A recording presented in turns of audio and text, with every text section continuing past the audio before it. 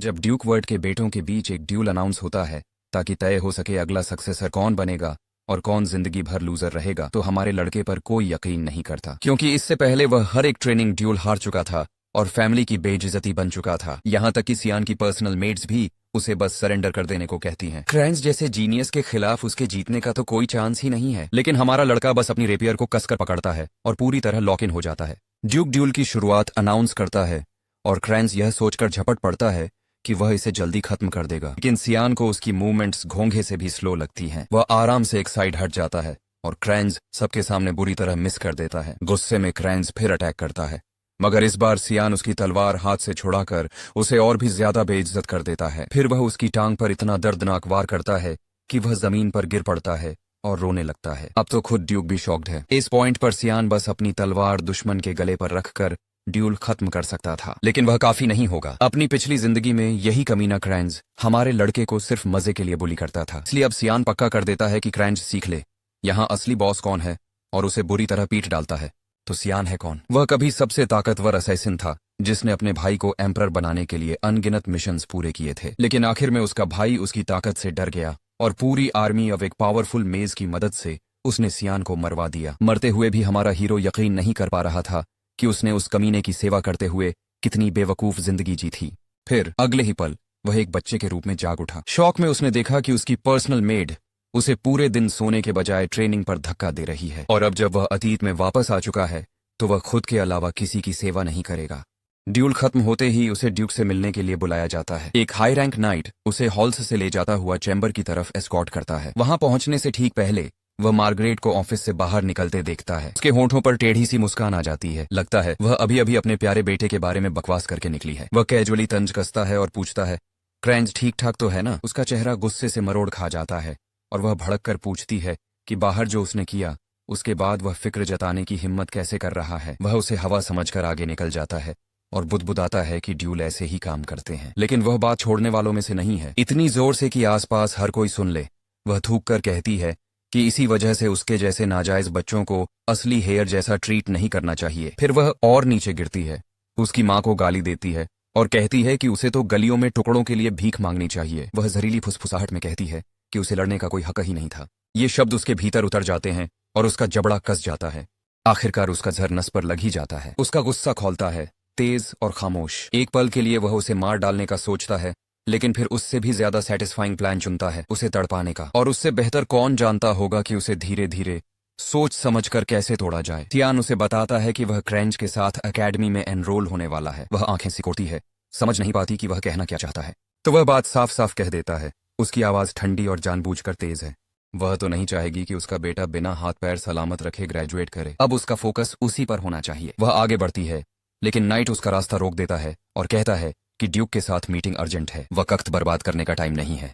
वह उसे आखिरी बार एक स्मर्क देता है और ड्यूक के चैम्बर्स की तरफ मुड़ जाता है। वह ऑफिस में दाखिल होता है और फॉर्मल ग्रीटिंग देता है। यादें चमकती हैं, उसके पिता का चेहरा, और उन्हें आमने सामने मिले पूरे 15 साल हो चुके हैं। वह शख्स ड्यूक विलियस वर्ट, वेलियस का शक्तिशाली सामंती लॉर्ड, कई टाइटल से पहचाना जाता है, कॉन्टिनेंट की शील्ड, और वह हीरो जिसने अपनी जबरदस्त मैजिकल ताकत से सालों तक डेमन ऑनस्लॉट को रोके रखा। डेमन रेड के दौरान उसने आखिरी सांस तक वही बोझ उठाए रखा। वह हमेशा बस पूरे कॉन्टिनेंट में शांति चाहता था, लेकिन सियान उसे अलग नजर से देखता है। एक आदमी जिसके पास अपनी मर्जी से जीने की आजादी थी, फिर भी जिसने पूरी जिंदगी ड्यूटी का नौकर बनकर जी, वह सियान की नजर में बस एक बेवकूफ है। ड्यूक ग्रीटिंग्स छोड़कर सीधे काम की बात पर आता है और कहता है कि जैसे ही क्रैंस ने चार्ज किया उसने तलवार की ट्रैजेक्टरी पढ़ ली और डॉज कर गया। फिर वह पूछता है कि उसे इस तरह ब्लेड चलाना कब से आता है। हमारा हीरो जवाब देता है कि वह हर रात खुद से ट्रेनिंग करता था। ड्यूक साफ तौर पर उस पर शक करता है और कहता है कि उसने कभी तलवारबाजी में जरा सी दिलचस्पी भी नहीं दिखाई,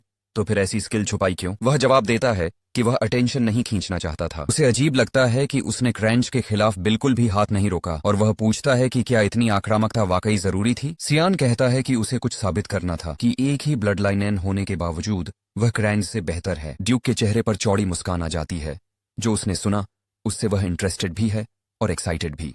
वह उम्मीदों से आगे निकल चुका है। वह कहता है कि एक दिन वह एशल के लिए एक ताकतवर और भरोसेमंद अलाय बन सकता है। यह नाम सुनते ही सियान ठिठक जाता है। अब जब वह जानता है कि एशल सच में कौन है, तो उसके जैसे इंसान को सपोर्ट करने का ख्याल ही बेतुका है। हमेशा की तरह ड्यूक का एशल के लिए जुनून अब भी वैसा ही है। वह अपने बेटे के हाथ पकड़कर कहता है कि इनाम में जो चाहे मांग सकता है, सब मंजूर होगा। सियान इसे एशल ने जो कुछ बनाया है उसे तोड़ने की पहली चाल मानता है और बैटल फ्रंट पर भेजे जाने की मांग करता है। अपने कमरे में लौटकर मेड ये सुनते ही लगभग उछल पड़ती है कि उसने क्या मांगा है। वह उसे पागल कहती है कि वह ऐसी जगह जाना चाहता है जो विकेड क्रीचर्स और डेमोनिक मॉन्स्टर्स से भरी पड़ी है। ओशिफ एम्पायर का वेस्टर्न टेरिटरी वेलियस वही अकेला रीजन है जिसे असली बैटल फ्रंट कहा जा सकता है, और यहाँ तक कि लामिया वैली भी फ्रंट लाइन मानी जाती है। यह एक बेरहम वॉर जोन है जो सदियों से डेमंस के खिलाफ जंग में फंसा हुआ है। इसी वजह से उसके पिता उसके सामने एक शर्त रखते हैं। उसके पास एक महीना है खुद को इतना मजबूत बनाने के लिए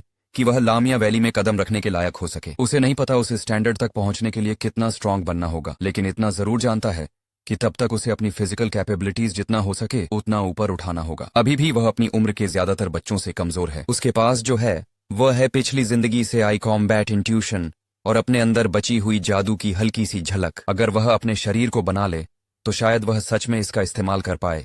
इसलिए ट्रेनिंग अभी से शुरू होती है। एलिस कमरे में घुसती है और उसकी आवाज में आग के साथ उसका नाम पुकारती है। उसे पहले ही उसके बैटल फ्रंट जाने वाले प्लान की खबर मिल चुकी है। वह उसे डांटते हुए कहती है कि क्रंच पर मिली जीत उसके सिर चढ़ गई है। फिर वह उसे रूफटॉप पर आने को कहती है। वह उसे टेस्ट करना चाहती है और अगर वह 3 मिनट तक उसके सामने टिक गया तो वह उसे जाने से नहीं रोकेगी। वह उसे समझाने की कोशिश करता है कि इस बात पर लड़ने की कोई वजह नहीं, मगर वह उसे ठंडेपन से काट देती है और पूछती है कि क्या वह बस उसकी फैमिली की लेगेसी के पीछे भाग रहा है। तभी उसे समझ आता है कि वह इतनी एग्रेसिव क्यों है, लेकिन उसे उसकी फैमिली नेम से जरा भी मतलब नहीं है। क्रंच के साथ उसका ड्यूल हुए अभी आधा दिन भी नहीं बीता, इसलिए उसका शरीर अब भी टूटा हुआ है, लेकिन वह जरा भी हाथ नहीं रोकती। वह अपनी ब्रॉडस्वॉर्ड के साथ उस पर जोर से टूट पड़ती है। वह बस समय रहते रिएक्ट कर पाता है और उसका वार ब्लॉक कर देता है। वह पीछे हटती है, हैरान कि उसने खुद को डिफेंड कर लिया। एक 10 साल का बच्चा रेपियर के साथ उसकी ग्रेट स्वॉर्ड डिफ्लेक्ट कर गया।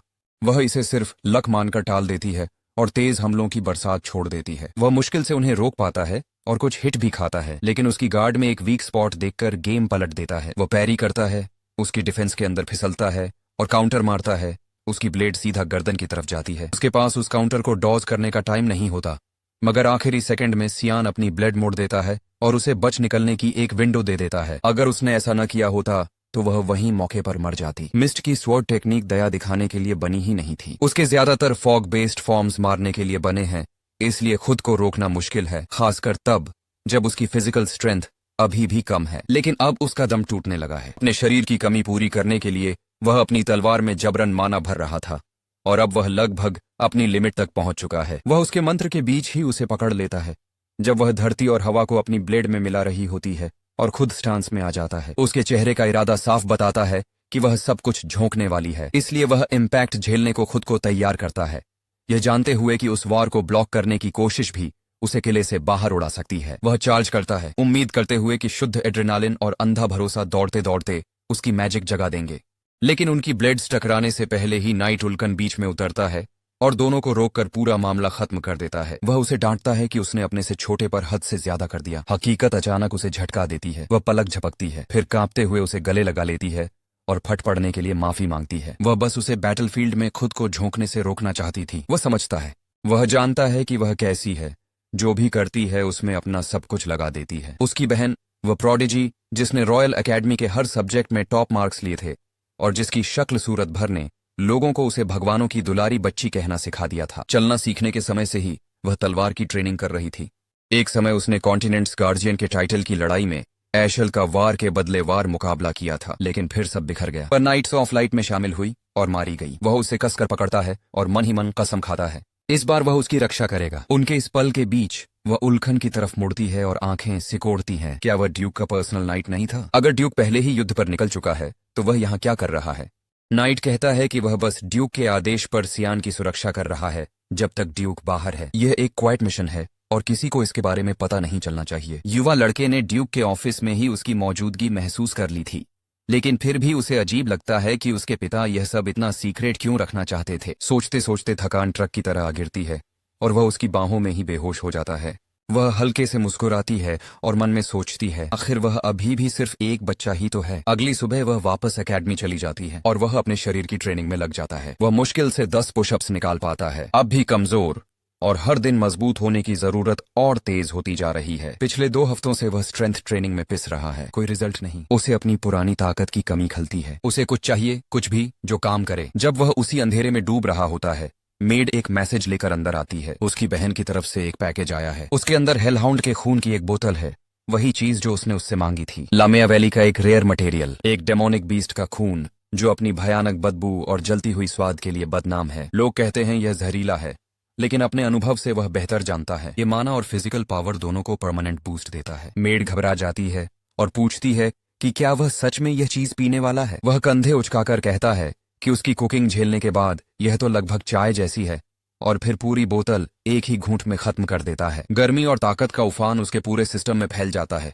फिर वह कहता है कि वह थोड़ा टहलने जा रहा है। वह उस जगह जाता है जो उसे अपनी पिछली जिंदगी से साफ साफ याद है। वह यह करने के लिए पूरे 2 हफ्ते से इंतजार कर रहा था, खास तौर पर उस पल के लिए जब इल्कन आसपास न हो कि वापस रिपोर्ट कर सके। कई साल पहले एशल को लुमेंडेल, लाइट के गॉड, से एक दिव्य रहस्योद्घाटन मिला था। उसमें पहाड़ों में छिपे एक प्राचीन मंदिर की बात कही गई थी। उसे इस पर यकीन नहीं हुआ था, लेकिन वह जगह सच निकली। एक ऐसा जोन जहां भारी मात्रा में माना इकट्ठा होता है, लेकिन इस टाइमलाइन में वह भविष्यवाणी अभी तक हुई ही नहीं है। उसके अस्तित्व के बारे में सिर्फ वही जानता है। वह झुककर जमीन को टटोलता है, उस सटीक जगह को खोजता है जहां माना सबसे घना होता है। फिर वह अपनी मैजिक चलाता है और मंदिर का प्रवेश द्वार खुलने लगता है। वह मंदिर के अंदर कदम रखता है और तुरंत समझ जाता है कि कुछ गड़बड़ है। यह जगह पहले जैसी बिल्कुल नहीं दिख रही। यह स्थान, जो कभी लाइट के गॉड लुमेंडेल को समर्पित एक श्राइन था, 3 सदियों पहले डेमन गॉड वॉर में सब कुछ मिट जाने के साथ अपनी इतिहास से भी साफ कर दिया गया था। वह खंडहरों के भीतर गहराई तक बढ़ता है और उसकी नजर एक तलवार से धड़कती चमक पर टिक जाती है। वही मंदिर का कोर है। फाउंडेशन से पहले के साल 999 BTF में इंसानों ने आखिरकार डेमन किंग की फोर्सेस को वेलियस से बाहर धकेल दिया था। डेमन्स की ताकत इंसानों की क्षमता से कहीं आगे थी, लेकिन इंसानों को मुक्ति मिली प्राचीन रिलिक्स से, जिन्हें गॉड्स वेपनरी कहा जाता था। ऐसे आर्टिफैक्ट्स जिन्होंने जंग का रुख बदल दिया। उनमें से एक था ड्यूरेंट डार्क, लुमेंडेल द्वारा व्यक्तिगत रूप से आशीर्वादित एक सेक्रेड ब्लेड। इस तलवार को वह कुंजी माना गया जिससे इंसानियत ने युद्ध जीता, और यही वह हथियार भी होगा जो किसी दिन उसकी जिंदगी खत्म करेगा। जब ये वर्ड एशल के हाथों में होगा तब वह उस पर अपना हाथ रखता है। ऐसा उम्मीद था, कोई रिएक्शन नहीं आता। वह बिना हैरान हुए बस वहां से चल देता है। एक पुरानी दास्तान है। ब्लेड की रोशनी से आगे बढ़ते ही एक अजीब सी परछाई उभरती है। पहली नजर में वह तलवार की छाया लगती है, लेकिन वह सच में छाया नहीं है। जहां रोशनी होती है वहां अंधेरा भी होता है, और यह अंधेरा दरअसल वेदी के पीछे छिपा एक सीक्रेट पैसेज है जो एक गुप्त कक्ष तक जाता है। वह उसके पीछे जाता है और कमरे के बीचों बीच रखी एक तलवार पाता है। उसकी आंखें नरम पड़ जाती हैं। ये पुराने दोस्त से फिर मिलने जैसा है।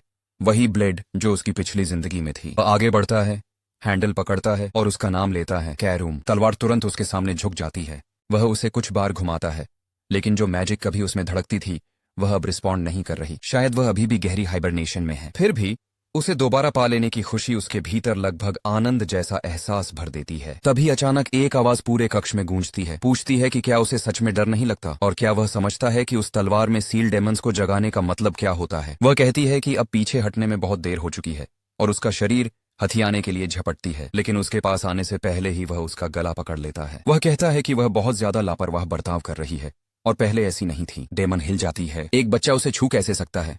वह शांति से याद दिलाता है कि यह ब्लेड उसी की है। वह पलटने की कोशिश करती है, फिर जम जाती है। उसे कुछ महसूस होता है और वह पूछती है क्या वह सक्सेसर है, उसमें एरू की मौजूदगी क्यों है। वह फिर वही कहता है, यह तलवार उसकी है, उसे एरू की विरासत मिली है और उसे अपने नए मास्टर के सामने घुटने टेकने चाहिए। वह नहीं मानती, बकवास कहती है और अटैक कर देती है। वह आह भरता है, समझ जाता है कि बातों से कुछ नहीं होगा। एक डेमोनिक वेपन की विल हमेशा आखिर में यूजर के शरीर पर कब्जा करने की कोशिश पर खत्म होती है।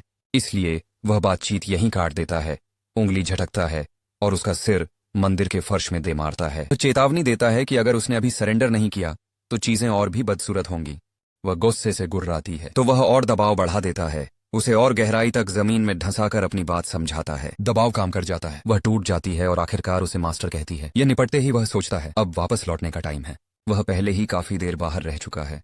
कारिम तो लगभग खुशी से गुनगुना रही है, इतने लंबे समय बाद जमीन के नीचे से निकलकर खुली हवा में सांस लेने के लिए बेताब। वह जिज्ञासा से उसका नाम पूछती है। जब वह बताता है तो वह भौं उठा देती है। इतने लोगों में से एरू ऐसे बच्चे को क्यों चुनेगी जिसके बारे में उसने कभी सुना तक नहीं।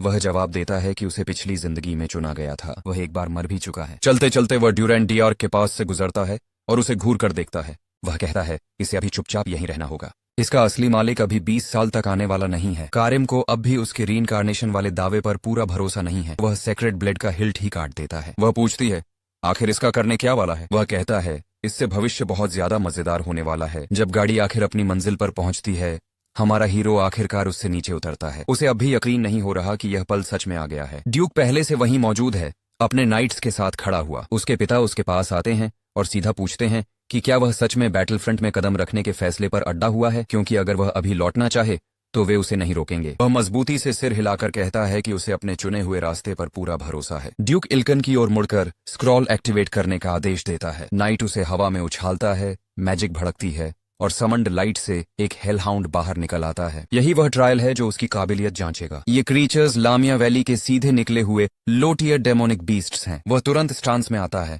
नजरें दुश्मन पे लॉक हो जाती हैं। दूरी से उसके पिता याद दिलाते हैं कि उसके हर एक्शन का वजन होता है। अगर उसे यह चाहिए तो उसे टेस्ट पास करके अपनी ताकत साबित करनी होगी और जिम्मेदारी उठानी होगी। कुछ दिन पहले वह इल्कन के पास एक ड्यूल की रिक्वेस्ट लेकर गया था। उसे कुछ असली चाहिए था। हवा में वार करके ट्रेनिंग करना अब काम नहीं आ रहा था। वह जानना चाहता था कि एक सही लड़ाई कैसी लगती है। नाइट ने कहा कि उसे अपनी उम्र के बच्चों के साथ स्पार करना चाहिए, किसी क्रैंज जैसे के साथ। लेकिन जब भी वह सामने आता, क्रैंज भाग खड़ा होता। फिर भी इल्कन पूरी तरह राजी नहीं था। उसे शक था, मगर आखिरकार वह मान गया। एक शर्त पर। वह सिर्फ म्यान का इस्तेमाल करेगा और सख्ती से सिर्फ डिफेंस करेगा। उसने ये शर्तें मान ली और एक और गुजारिश जोड़ दी। उस दिन चाहे जो भी हो, नाइट ड्यूक को कुछ नहीं बताएगा। इल्कन एक शब्द कह पाता, उससे पहले ही हमारा हीरो पूरी ताकत से उस पर टूट पड़ा। वॉर ब्लॉक हो गया, लेकिन उसके पीछे का वजन इल्कन को अनपेक्षित लगा। उसे उम्मीद नहीं थी कि 10 साल के बच्चे की ब्लेड इतना भारी लगेगी। वह बच्चा लगातार घूम घूम कर अटैक करता रहा। उसकी मूवमेंट्स धुंधली पड़ने जितनी तेज थीं। इल्कन को बस उसे ट्रैक करने में मुश्किल हो रही थी। फिर पीछे से एक ऊंचा स्लैश आया। नाइट ने पैरी किया, मगर सांस लेने की भी फुर्सत नहीं मिली। एक के बाद एक वार टूटते गए और हर स्ट्राइक में उसकी पूरी ताकत लगी थी। वह मुश्किल से सब रोक पाया। आखिरकार हमारा हीरो रुक गया। ऐसा उम्मीद था। वह अभी जीतने लायक नहीं हुआ था, लेकिन उसने इल्कन को फाइट के लिए थैंक्स कहा और वहां से चला गया। नाइट वहीं शौक में खड़ा रह गया। वह नाजुक सा छोटा नोबल, जिसे वह जानता था, बदल चुका था और बहुत तेजी से बढ़ चुका था। इसीलिए अब जब वह उसे हेलहाउंड का सामना करते दिखता है तो उसे यकीन है कि ऐसे बीस्ट्स उसके लिए बड़ी समस्या नहीं बनेंगे। वह उसे मूव करते देखता है, वह चार्ज करता है, वह साफ सुथरे तरीके से रॉज कर जाता है। वह जितना भी आगे आ चुका हो, इस तरह के बीस्ट से लड़ना अब भी उसकी लिमिट्स को धक्का देता है। इसलिए उसे जल्दी खत्म करना ही एकमात्र तरीका है। अगली बार जब वह झपटता है, वह साइड स्टेप करता है और अपनी ब्लेड उसकी गर्दन के आर पार सीधे दिमाग तक पहुंचा देता है। वह तुरंत ढह जाता है। जब खून बहकर जमा होने लगता है तो वह एक भटकी सी सोच से उसे देखता है। कितना मजा आए अगर इस चीज के कुछ जार भर लिए जाए, लेकिन लोग उसे ऐसा करते देख पागल हो जाएंगे। उसके पिता प्रभावित होकर ताली बजाते हैं। टेस्ट खत्म हो चुका है, वह पास हो गया। ड्यूक उसे कहते हैं कि फ्रंट लाइंस पर फिर मुलाकात होगी। कारिम उसकी तलवार के भीतर से बुदबुदाती है और पूछती है कि उसने बीस्ट को खत्म करने के लिए उसका इस्तेमाल क्यों नहीं किया। अगर उसे पूरी तरह जागना है तो उसे खून चाहिए। वह उसे तसल्ली देता है, बहुत जल्द वह उसका दिल भरकर इस्तेमाल करेगा। बैटल फ्रंट पर एक विशाल ओगर फ्रंट रैंक्स को चीरता हुआ आगे बढ़ रहा है। ड्यूक सैनिकों को तेज आदेश देते हैं कि डिफेंस लाइन मजबूत करो और ओगर को तुरंत खत्म करो। मैजिकल अटैक्स की बौछार उस क्रीचर पर बरसाई जाती है। बाइंडिंग स्पेल्स उसके चारों तरफ कस जाते हैं और आर्कन चेन्स उसकी मूवमेंट लॉक कर देती है। जब बीस्ट पूरी तरह जकड़ लिया जाता है, वह मेन फोर्स के साथ उसे खत्म करने के लिए चार्ज करता है। दूर से सियान और उसकी मेड चुपचाप सब देख रहे होते हैं। वह रो पड़ती है और पूछती है कि वह ऐसी जगह पर रहने की जिद क्यों कर रहा है। उसे जरा भी डर नहीं लगता, बल्कि वह मानता है कि यह जगह उसे लगभग नॉस्टैल्जिक लगती है। ड्यूक उसके पास आते हैं और पूछते हैं कि पहली बार फ्रंट लाइन पर खड़े होने का एहसास कैसा है। सियान जवाब देता है कि वह थोड़ा नर्वस है। जवाब में उसके पिता याद दिलाते हैं कि मौत कहीं भी कभी भी वार कर सकती है, इसलिए हमेशा शार्प रहना अनिवार्य है। वह सिर हिलाकर चेतावनी के लिए धन्यवाद देता है, लेकिन वह पहले से जानता है कि यहाँ ऐसे दृश्य आम बात हैं। आमतौर पर हर दिन 3 या 4 फुल स्केल बैटल्स होती हैं और हर एक के साथ एक सटीक प्रोटोकॉल जुड़ा होता है जो उन्हें डेमन्स को हराने में मदद करता है। एडवांस्ड नाइट्स पूरी फोर्स की रीढ़ बनकर लाइन तोड़ने की कोशिश करने वाले हर मॉन्स्टर को संभालते हैं। जब लड़ाई खत्म होती है, वह अपने लिए तय किए गए टेंट में लौटता है, बहुत पीछे, सबसे सुरक्षित सेक्टर के भीतर। लेकिन इस इलाके के गार्ड्स आदेशों का बहुत सख्ती से पालन करते हैं, यानी वह कारिम को समन नहीं कर पाएगा। उसे रात के खाने तक इंतजार करना होगा ताकि चुपके से बाहर जाकर ट्रेनिंग कर सके। वह उसे कांपते देखता है और पूछता है, ये क्या कर रही हो? वह ड्यूक की चेतावनी दोहरा देती है। वह कहता है, अपना सामान बांधो और किले वापस जाओ। वह चीखती है कि वह उसे अकेला नहीं छोड़ सकती। उसके बिना तो वह बिल्कुल लाचार है। अगर वह अचानक गायब हो जाए तो उसकी देखभाल करने वाला कोई नहीं होगा। वह टेंट से बाहर निकलते हुए कहती है, खाने का टाइम हो गया। उसे उसके साथ उसका बर्ताव पसंद नहीं, लेकिन वह बात जाने देता है। उस रात देर में जब सब सो चुके होते हैं, वह अपनी गैर मौजूदगी छिपाने के लिए कंबल के नीचे एक प्लश डॉल सरका देता है। वह पूछती है क्या वह ट्रेनिंग के लिए बाहर जा रहा है। वह सिर हिलाकर हाँ कह देता है। वह उसकी लगन की तारीफ करती है और कहती है ड्यूक उसे ऐसे देखकर गर्व करेंगे। वह खुद को अलग करता है और कहता है कि सब संभाल लें और उसकी गैर मौजूदगी को सीक्रेट रखे, क्योंकि रात में पेट्रोलिंग और टाइट हो जाती है। अभी सबसे अच्छा मौका है जब लोग दूसरी चीजों में व्यस्त हैं। वह खुद को फॉग मैजिक से ढक लेता है ताकि बिना देखे निकल सके। उसे याद है ये जगह अभी भी मॉन्स्टर्स से भरी होनी चाहिए, कारिम के लिए एकदम परफेक्ट ग्राउंड। वह हवा में घने खून की गंध सूंघती है और अपनी सनसनी मुश्किल से काबू कर पाती है। वह उससे गुहार लगाती है कि उसे उन बीस्ट्स को काट गिराने दे। वह हाउंड्स के झुंड में घुस पड़ता है और स्विपिंग फॉग असॉल्ट के साथ उन्हें चीरता हुआ बिना रुके आगे बढ़ता जाता है। वह मारे गए हाउंड्स का खून इकट्ठा करके पीता है, अपनी माना और बॉडी को रिचार्ज करता है और कारिम को भी मजबूत होने की ताकत खिलाता है। वह बेचैन होने लगती है और सोचती है कि अपने मकसद तक पहुंचने के लिए उन्हें और कितने बीस्ट्स मारने पड़ेंगे। वह कहता है वे पूरी रात यहीं रुककर ट्रेनिंग करेंगे। ये इलाका और मॉन्स्टर्स को खींचता ही रहेगा। उधर फ्रंट लाइन्स के दूसरी ओर नाइट्स का एक ग्रुप पहाड़ी रास्तों से एक रॉयल काफिले को एस्कॉर्ट कर रहा है। गाड़ी में बैठी मेड अंदर की छोटी लड़की से कहती है कि बैटलफील्ड की तरफ जाना बहुत खतरनाक है और वापस लौटना ज्यादा सुरक्षित होगा। वह बच्ची उदास चेहरे और अकड़ भरे लहजे के साथ से चेतावनी देती है कि उसे बच्ची की तरह ट्रीट करना बंद करे, वरना वह सच में चिढ़ जाएगी। आखिर माना तो उसे एम्पायर की अगली हेयर माना जाता है। मेड हद पार करने के लिए माफी मांगती है और कुछ सुनी हुई बात छेड़ती है। ड्यूक वर्ट अपना सबसे छोटा बेटा फ्रंट लाइन्स पर लाया है और सुना है कि उसकी उम्र भी लगभग उसी जितनी है। ड्यूक के इस फैसले पर लड़की हैरानी से प्रतिक्रिया देती है। इतने छोटे किसी को जंग में क्यों भेजेगा वह। मेड साफ करती है कि ड्यूक ने उसे मजबूर नहीं किया, वह खुद अपनी मर्जी से आया है। वह दोहराती है कि शायद वह उसकी ही उम्र का होगा और अगर कभी मुलाकात हो तो उन्हें अच्छे से रहना चाहिए। लड़की तुरंत फुल सुंदेरे मोड़ में चली जाती है और कहती है कि उसे उससे मिलने में कोई दिलचस्पी नहीं है। मेड फिर माफी मांगती है, लेकिन लड़की थोड़ा रिलैक्स होकर आखिर उसका नाम पूछ लेती है। वह बताती है उसका नाम सियान वर्ट है। लड़की वही नाम धीरे से दोहराती है। साफ है कि वह इस बेखौफ छोटे लड़के को लेकर अब क्यूरियस हो चुकी है। अगले दिन बैटलफील्ड पर ड्यूक वर्ट अपने नाइट्स को बेहद सटीक तालमेल से लीड करते हैं ताकि मॉन्स्टर्स को दबाकर पूरी तरह मिटा दिया जाए। मैदान साफ करने और खतरों को खत्म करने के बाद वह अपने बेटे के पास आता है और पूछता है कि खुद को कॉम्बैट में झोंकने के बाद उसे कैसा लग रहा है। हमारा हीरो जवाब देता है कि रास्ता अभी लंबा है, लेकिन वह उसे चलने के लिए बेताब है। उसकी उम्र के बावजूद उसके साहस और इरादे से प्रभावित होकर उसके पिता मुस्कुराते हैं और कहते हैं कि उन्हें उस पर गर्व है। वह हैरानी से उन्हें देखता रह जाता है। इस तरह की गर्मजोशी उसने पहली बार देखी है। जाने से पहले ड्यूक कहता है कि अगले दिन टेंट के अंदर उन्हें प्राइवेट बात करनी होगी। उस रात जब कैंप गहरी नींद में डूबा होता है, वह हमेशा की तरह ट्रेनिंग के लिए फ्रंट के रियर जोन की तरफ निकल पड़ता है। लेकिन कुछ गड़बड़ है। उसके सामने एक डेथ वर्म आ खड़ा होता है। ये क्रीचर्स आमतौर पर वैली के बहुत गहरे हिस्सों में स्पॉन होते हैं, इसलिए इसका यहाँ मिलना समझ से बाहर है। अपनी मौजूदा हालत में वह इसके साथ तालमेल बिठाने में जूझ रहा है और कारिम उसे जिंदा रहना है तो कंट्रोल उसे सौंप देने को उकसाती है। वह उसे बहुत अच्छी तरह जानता है। असल में वह उसके शरीर पर पूरा एक्सेस चाहती है। वह बार बार दबाव डालती है, कहती है कि ऐसे कमजोर वार उस वर्म पर कुछ नहीं करेंगे जो हर घाव सेकंडों में भर सकता है। लड़ाई हमेशा के लिए खत्म करनी है तो उसे वन शॉट करना होगा। वह उसकी बात सुनता है। अगर वह अकेले लड़ता रहा तो यह फाइट अंतहीन खींच सकती है। पिछले 1 महीने में वह जितना बेहिसाब डेमोनिक बीस्ट ब्लड पी चुका हो, फिर भी वह सच में मजबूत होने से अभी बहुत दूर महसूस करता है। शायद उसे कंट्रोल लेने देना ही उसकी एकमात्र उम्मीद है। वह एक कदम आगे बढ़ता है और इजाजत दे देता है।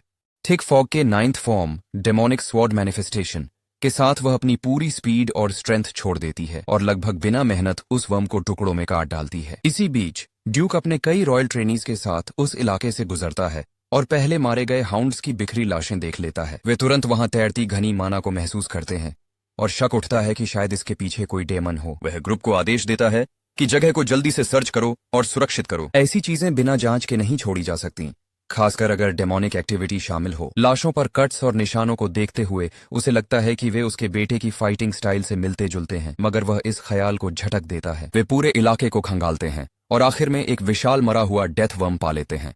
अब एक नया सवाल उठता है, इतने सारे बीस्ट्स को अकेले किसने मारा होगा। वह एक थ्योरी बनानी शुरू करता है। शायद इन घटनाओं के पीछे कोई सीक्रेट ऑर्गेनाइजेशन है। अपने टेंट में वापस हमारा हीरो बिस्तर पर लेटा है और पिछली बार डेमोनिक स्वॉर्ड मैनिफेस्टेशन इस्तेमाल करने को याद करता है। यही वह टेक्निक है जो कारिम को पूरा कंट्रोल लेने और अपनी शक्तियां बिना रोक टोक छोड़ने देती है। लेकिन इसका रिस्क बहुत बड़ा है। अगर वह फिसला तो हो सकता है वह हमेशा के लिए कंट्रोल में रह जाए। इसीलिए वह इसे कमजोर मॉन्स्टर्स पर इस्तेमाल नहीं कर सकता। इसकी कीमत बहुत भारी है। कान चढ़ने लगती है, उसका शरीर दर्द से भारी पड़ा है। अगर उसने यहाँ रहते हुए इतना डेमन ब्लड न पिया होता तो वह बहुत पहले ही ढह गया होता। जब वह आराम करने की कोशिश कर रहा होता है, वह सामने आ जाती है और कहती है कि अब उसे एक बात समझ आ गई है। अंदर से वह साफ तौर पर मैच्योर है, लेकिन उसका शरीर अभी भी बच्चे के रूप में अटका हुआ है। उसके इंस्टिंक्ट्स, अवेयरनेस और फाइटिंग स्किल्स उसकी उम्र से बिल्कुल मैच नहीं करते। वह लामिया वैली में ऐसे चलता है जैसे दशकों से ट्रेनिंग कर रहा हो, और तलवार चलाने का उसका तरीका इस बात को और पक्का करता है। लगभग ऐसा लगता है जैसे उसके पास 30 साल का एक्सपीरियंस हो। और पहले मरने वाली बात सुनने के बाद अब वह पूरी तरह आश्वस्त हो गई है। वह भविष्य से वापस आया होगा। वह उसे थकी नजर से देखता है और कहता है, यह तो शुरुआत से ही साफ होना चाहिए था। वह जैसी शोर मचाने वाली बीस्ट है, झुंझलाकर चिल्लाने लगती है। लेकिन शांत होने के बाद वह उसकी पिछली मौत की डिटेल्स कुरेदना शुरू कर देती है। उसे मारने वाला इंसान बेहद ताकतवर रहा होगा। उसकी थ्योरी, उसे ड्यूरैंड डार्क के विल्डर ने मारा, या तो वह ड्यूल में हारा या फिर किसी अपने ने उसे धोखा दिया। वह दूसरे वाले विकल्प की तरफ झुकती है। वह पूछता है, उसे इतना यकीन कैसे है? वह समझाती है कि पहले उसने उसे उस तलवार को ऐसे देखते देखा था जैसे उसका उससे कोई अतीत जुड़ा हो, और अगर ऐसा है तो वह शायद बदला लेने निकला है। उसकी आवाज बदल जाती है और वह गुर्राकर कहती है कि अगर वह फिर कभी मरा या हारा तो वह उसे पूरा निगल जाएगी। वह उसके सिर पर हल्का सा मारता है और याद दिलाता है कि असली कंट्रोल किसके पास है। लेकिन भीतर ही भीतर वह राहत महसूस करता है। अपनी पिछली जिंदगी में उनसे पहली मुलाकात के दिन से वह जरा भी नहीं बदली। उस दिन बाद में कुछ अजीब लगता है। लोग बिना किसी साफ वजह के घबराए हुए बर्ताव कर रहे हैं। वह पता लगाने निकलता है कि मामला क्या है और एमिली से टकरा जाता है। वह बताती है कि अभी अभी खबर आई है, रियर कैंप के पास वाली वैली में हाई रैंक मॉन्स्टर्स की लाशें मिली हैं। वही इलाका जहां वह ठहरा हुआ है। वह तुरंत समझ जाता है कि वह उन्हीं क्रीचर्स की बात कर रही है जिन्हें वह हर रात खत्म कर रहा था। वह पूछता है, क्या और कोई अफवाह भी फैल रही है? लेकिन उसके कुछ और कहने से पहले युल्किन बीच में आ जाता है और कहता है कि ड्यूक उसे बुला रहे हैं। उसे समझ आ जाता है कि अब वह फंस चुका है। उसे तो उन लाशों को ठीक पिछली रात ही हैंडल करना पड़ा था। वह अपने पिता के टेंट में जाता है और हमेशा की तरह उन्हें ग्रीट करता है। उसके सीने में झिझक भरी हुई है। अगर बात वही निकली तो उसे समझ नहीं आता कि क्या बहाना देगा। उसके पिता उसके अटैक पैटर्न को तुरंत पहचान लेंगे। ड्यूक उसे बैठने का इशारा करते हैं और बिना किसी भूमिका या देरी के उसके पिता तुरंत उसी वजह पर आ जाते हैं जिसके लिए उन्होंने उसे बुलाया था। पिता पूछते हैं, पिछली रात वह कहाँ था? बिना जरा भी हिचकिचाहट के और बिल्कुल सीधे चेहरे के साथ वह झूठ बोल देता है कि वह कल रात जल्दी सो गया था। शक की एक चमक उभरती है। कल जो निशान मिले थे वे उसके स्वॉर्ड स्टाइल के कट्स से डरावनी हद तक मिलते जुलते हैं। लेकिन एक पल बाद ड्यूक अपने विचारों को काबू में कर लेते हैं और उस शक को किनारे रख देते हैं। इतना विशाल और खतरनाक डेथवर्म कोई बच्चा मार ही नहीं सकता। पिता पूछते हैं, उससे यह सब क्यों पूछा जा रहा है? लहजा और गंभीर हो जाता है जब पिता कैंप के पास मिली मॉन्स्टर लाशों की बात उठाते हैं। उन्हें इसकी पूरी जांच करनी होगी। लेकिन जिस थ्योरी पर पिता बार बार लौटते हैं वह ये है कि शायद इसका रिश्ता एक पुराने असैसिन ऑर्गेनाइजेशन मिस्ट से हो सकता है। वह ऐसा अभिनय करता है जैसे उसने यह नाम कभी सुना ही न हो, मगर समझाना जारी रहता है। कहा जाता है मिस्ट सदियों से मौजूद है। किसी को उनके मोटिव या आखिरी मकसद का पता नहीं, लेकिन उनके पीछे मरे हुए नोबल्स की लंबी लकीर छूटी है। उनकी पहचान, हर किल साइट काले धुएं जैसी फॉग में ढकी होती है और फिर एक दिन वे बस गायब हो गए। उनकी आखिरी जानी पहचानी झलक 300 साल पहले मिली थी। लेकिन परेशान करने वाली बात यह है कि कल मिले मॉन्स्टर्स भी उसी काली फॉग से घिरे हुए थे। वही जो डार्कनेस के गॉड एरू से जुड़ी मानी जाती है। वही उस संगठन की शक्ति का स्रोत है और वही उनकी पूजा का देवता है। इसी आधार पर ड्यूक मान लेते हैं कि डेथ वर्म और बाकी हालिया मॉन्स्टर किल्स के पीछे मिस्ट ही है। सुनकर हमारा हीरो उनकी तेज समझ की तारीफ किए बिना नहीं रह पाता। सदियों से संगठन गायब होने के बावजूद उसके पिता ने फॉग को तुरंत उन्हीं से जोड़ दिया। ड्यूक मानते हैं कि अभी उन्हें यह नहीं पता कि मिस्ट अचानक फिर क्यों उभरा है, लेकिन चाहे जो हो एम्पायर के उच्च अधिकारियों को इसकी खबर देनी ही होगी। उसे थोड़ी राहत मिलती है कि उसके पिता को उस पर शक नहीं हुआ और उन्होंने उसका झूठ मान लिया। वैसे भी उसकी उम्र के किसी बच्चे का किसी लेजेंडरी अंडरग्राउंड ग्रुप से जुड़ना बिल्कुल बेमतलब लगता। फिर बात बदल जाती है। क्या उसे उन मेहमानों के बारे में पता है जो आज बाद में आने वाले हैं? हाँ, उसे पता है। एम्परर फ्रंट पर आने वाले हैं। बुजुर्ग आदमी सिर हिलाते हैं, फिर कहते हैं कि उन्हें एक छोटा सा फेवर चाहिए। इसी बीच एम्परर बैटलफील्ड पहुंचते हैं और नाइट्स उनका आदर से स्वागत करते हैं। ड्यूक एक घुटने पर झुककर अपने सॉवरेन का स्वागत करते हैं, मगर एम्परर जल्दी से उतरकर कहते हैं कि इतनी फॉर्मेलिटी की जरूरत नहीं। वे सालों पुराने दोस्त हैं। फिर उनकी नजर हमारे हीरो पर पड़ती है और वे उसका परिचय वर्ड फैमिली के सबसे छोटे सदस्य के रूप में कराते हैं। एम्परर सचमुच खुश दिखते हैं कि इतनी कम उम्र का कोई बच्चा फ्रंटलाइंस जैसे बेरहम माहौल में टिका हुआ है। उन्हें यह चौंकाने वाला लगता है। अब उसे समझ आता है कि उसके पिता उसे इस मुलाकात में क्यों लाना चाहते थे। यह पहली बार था जब उसका औपचारिक परिचय ड्यूक के बेटे के रूप में कराया जा रहा था। अपनी पिछली जिंदगी में जब भी एम्परर आते थे उसे हमेशा कमरे में बंद रहने को कहा जाता था, लेकिन अब वह सच में खुश है क्योंकि पहली बार उसे सबके सामने गर्व के साथ स्वीकार किया जा रहा है। फिर एम्परर अपनी छोटी बेटी की तरफ इशारा करके उसका परिचय कराते हैं। वह सफेद बालों वाली लड़की और कोई नहीं बल्कि उशिफ एम्पायर की 5वीं प्रिंसेस एरन सेवर्स है। वह उसे तुरंत पहचान लेता है। वह बदनाम ट्रैजिक 5th प्रिंसेस है और पहले जिस फेवर की बात हुई थी वह उसी के बारे में था। उसके पिता चाहते थे कि वह उसकी सुरक्षा सुनिश्चित करे क्योंकि दोनों की उम्र एक जैसी है। वह उसका ख्याल रख सकता है, उसका साथ दे सकता है और उसके करीब रह सकता है। इससे अभी से एक बॉन्ड बनाना आसान होगा, खासकर क्योंकि एकेडमी में उनकी फिर मुलाकात होने की पूरी संभावना है। वह कहता है कि रॉयल फैमिली के किसी सदस्य के साथ अच्छे संबंध रखना एक स्मार्ट मूव है और उम्मीद करता है कि वे दोनों बनाकर रखेंगे। वह उससे दोस्ती करने को लेकर खास उत्साहित नहीं है, लेकिन बात कहाँ जा रही है यह समझता है। उसके पिता चाहते हैं कि वह वैसा ही रिश्ता बनाए जैसा उनका खुद का एम्परर के साथ है। फिर भी वह ऐसा इंसान नहीं है। उन दोनों के सच में दोस्त बनने का तो कोई चांस ही नहीं। फिलहाल फिर भी उसे साथ निभाना ही होगा। आखिर में वह उसी के साथ साथ चलने लगता है जैसा कहा गया था। वह नदी के पास रुकती है, उसे जिज्ञासा से देखती है और पूछती है कि पानी लाल क्यों है। वो बताता है इसे ब्लड रिवर कहते हैं। नाम ही सब बता देता है। जब डेमंस घातक रूप से घायल होते हैं या लड़ने की क्षमता खो देते हैं तो वे सहज रूप से रेंगते हुए इसी नदी तक आते हैं। आखिरकार उनके शरीर सड़ते हैं और उनके द्रव पानी में मिलकर उसे लाल कर देते हैं। लाशों से भरी इस नदी का ख्याल ही उसे बीमार सा कर देता है। फिर वह पूछती है कि यह नदी आखिर बहती कहाँ तक है। उसे डराने का मौका मजेदार लगता है, इसलिए वह कहता है कि यह सीधा डेमन रियलम तक जाती है और अगर वह बहुत दूर तक तैरे तो शायद डेमन किंग से भी टकरा जाए। उनकी नजरें आसमान की ओर उठती हैं जहां क्षितिज पर हल्की पीली चमक दिखाई देती है। वह समझाता है कि इस रोशनी का मतलब है डेमोनिक बीस्ट्स करीब आ रहे हैं। वह घबरा जाती है और पूछती है कि डेमन्स कैंप के इतना पास आने की हिम्मत कैसे कर सकते हैं। उधर फ्रंट लाइंस पर ड्यूक बैटल की तैयारी शुरू कर देते हैं। वह नाइट्स को पहले एम्परर की सुरक्षा पर ध्यान देने को कहते हैं, फिर बाकी आर्मी को अपने साथ वेस्ट की ओर शिफ्ट होने का आदेश देते हैं। एम्परर बीच में बोल पड़ते हैं, ये घोषित करते हुए कि वे पीछे बैठकर दूसरों से अपनी ढाल नहीं बनवाएंगे। उन्हें असली कॉम्बैट का स्वाद लिए बहुत समय हो गया है और वे खुद एक्शन में कूदने को बेचैन हैं। ड्यूक के पास मानने के अलावा कोई रास्ता नहीं रहता। वे अनाउंस करते हैं कि एम्परर खुद चार्ज में शामिल होंगे जबकि बाकी नाइट्स आने वाले डेमन्स को हैंडल करेंगे। फिर ड्यूक अपने बेटे को भी बाकी लोगों के साथ जुड़ने के लिए पुकारते हैं। वह बिना हिचक ऑर्डर मानने को बढ़ता है, मगर जाने से पहले एरन उसे रोककर पूछती है कि क्या वह सच में अकेले डेमन्स से लड़ सकता है। वह सिर हिलाकर हाँ कहता है, लेकिन वह बीच में काटते हुए जिद करती है कि वह भी साथ जाएगी। अगर तो वह जा सकता है तो वह भी जा सकती है, दोनों की उम्र एक ही है।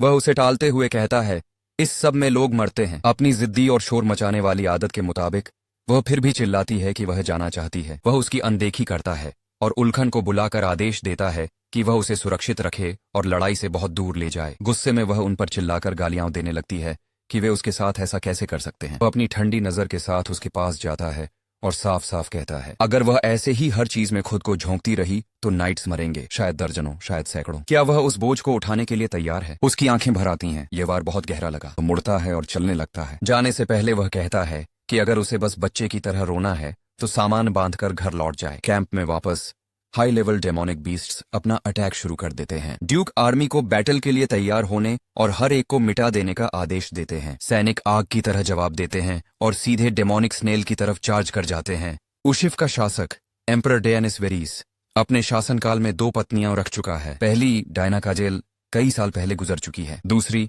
कैसेंड्रा नेपेलिस फिलहाल एम्पायर की कोर्ट में रॉयल जज के रूप में सेवा दे रही है। डायना ने उसे 2 बेटियां दी, एम्पायर की पहली और दूसरी प्रिंसेस। दूसरी ओर कैसेंड्रा ने तीसरे और चौथे प्रिंसेस को जन्म दिया। लेकिन फिर एरन आई, 5वीं प्रिंसेस, जो किसी नोबल स्त्री से नहीं बल्कि एक कॉमनर औरत से जन्मी थी। शादी के बाहर जन्मी इस बच्ची का अस्तित्व हमेशा दाग की तरह देखा गया। उसे अलग थलग किया गया और ऐसा कुछ कहा गया जो रॉयल्टी के लायक ही नहीं। फिर भी लगातार अपमान और सामाजिक तिरस्कार के बावजूद उसने कभी उनकी राय को अपनी पहचान तय नहीं करने दी। उसने खुद को वैसी ही ग्रेस और मौजूदगी के साथ रखा जैसा किसी भी प्रिंसेस से अपेक्षित होता है और उसने अपनी एकेडमिक राह में खुद को पूरी शिद्दत से झोंक दिया। फिर भी आखिरकार चीजें बुरी तरह बिगड़ गईं। बाद में उस पर एम्पायर से मुंह मोड़ने का आरोप लगा और उसे रॉयल ब्लड लाइन से निकालकर बनिश कर दिया गया। उसके साथ आखिर क्या हुआ यह किसी को पक्का नहीं पता, लेकिन अफवाहें कहती हैं कि उसे कोई लाइलाज बीमारी लग गई और वह किसी दूर दराज द्वीप पर अकेले मर गई।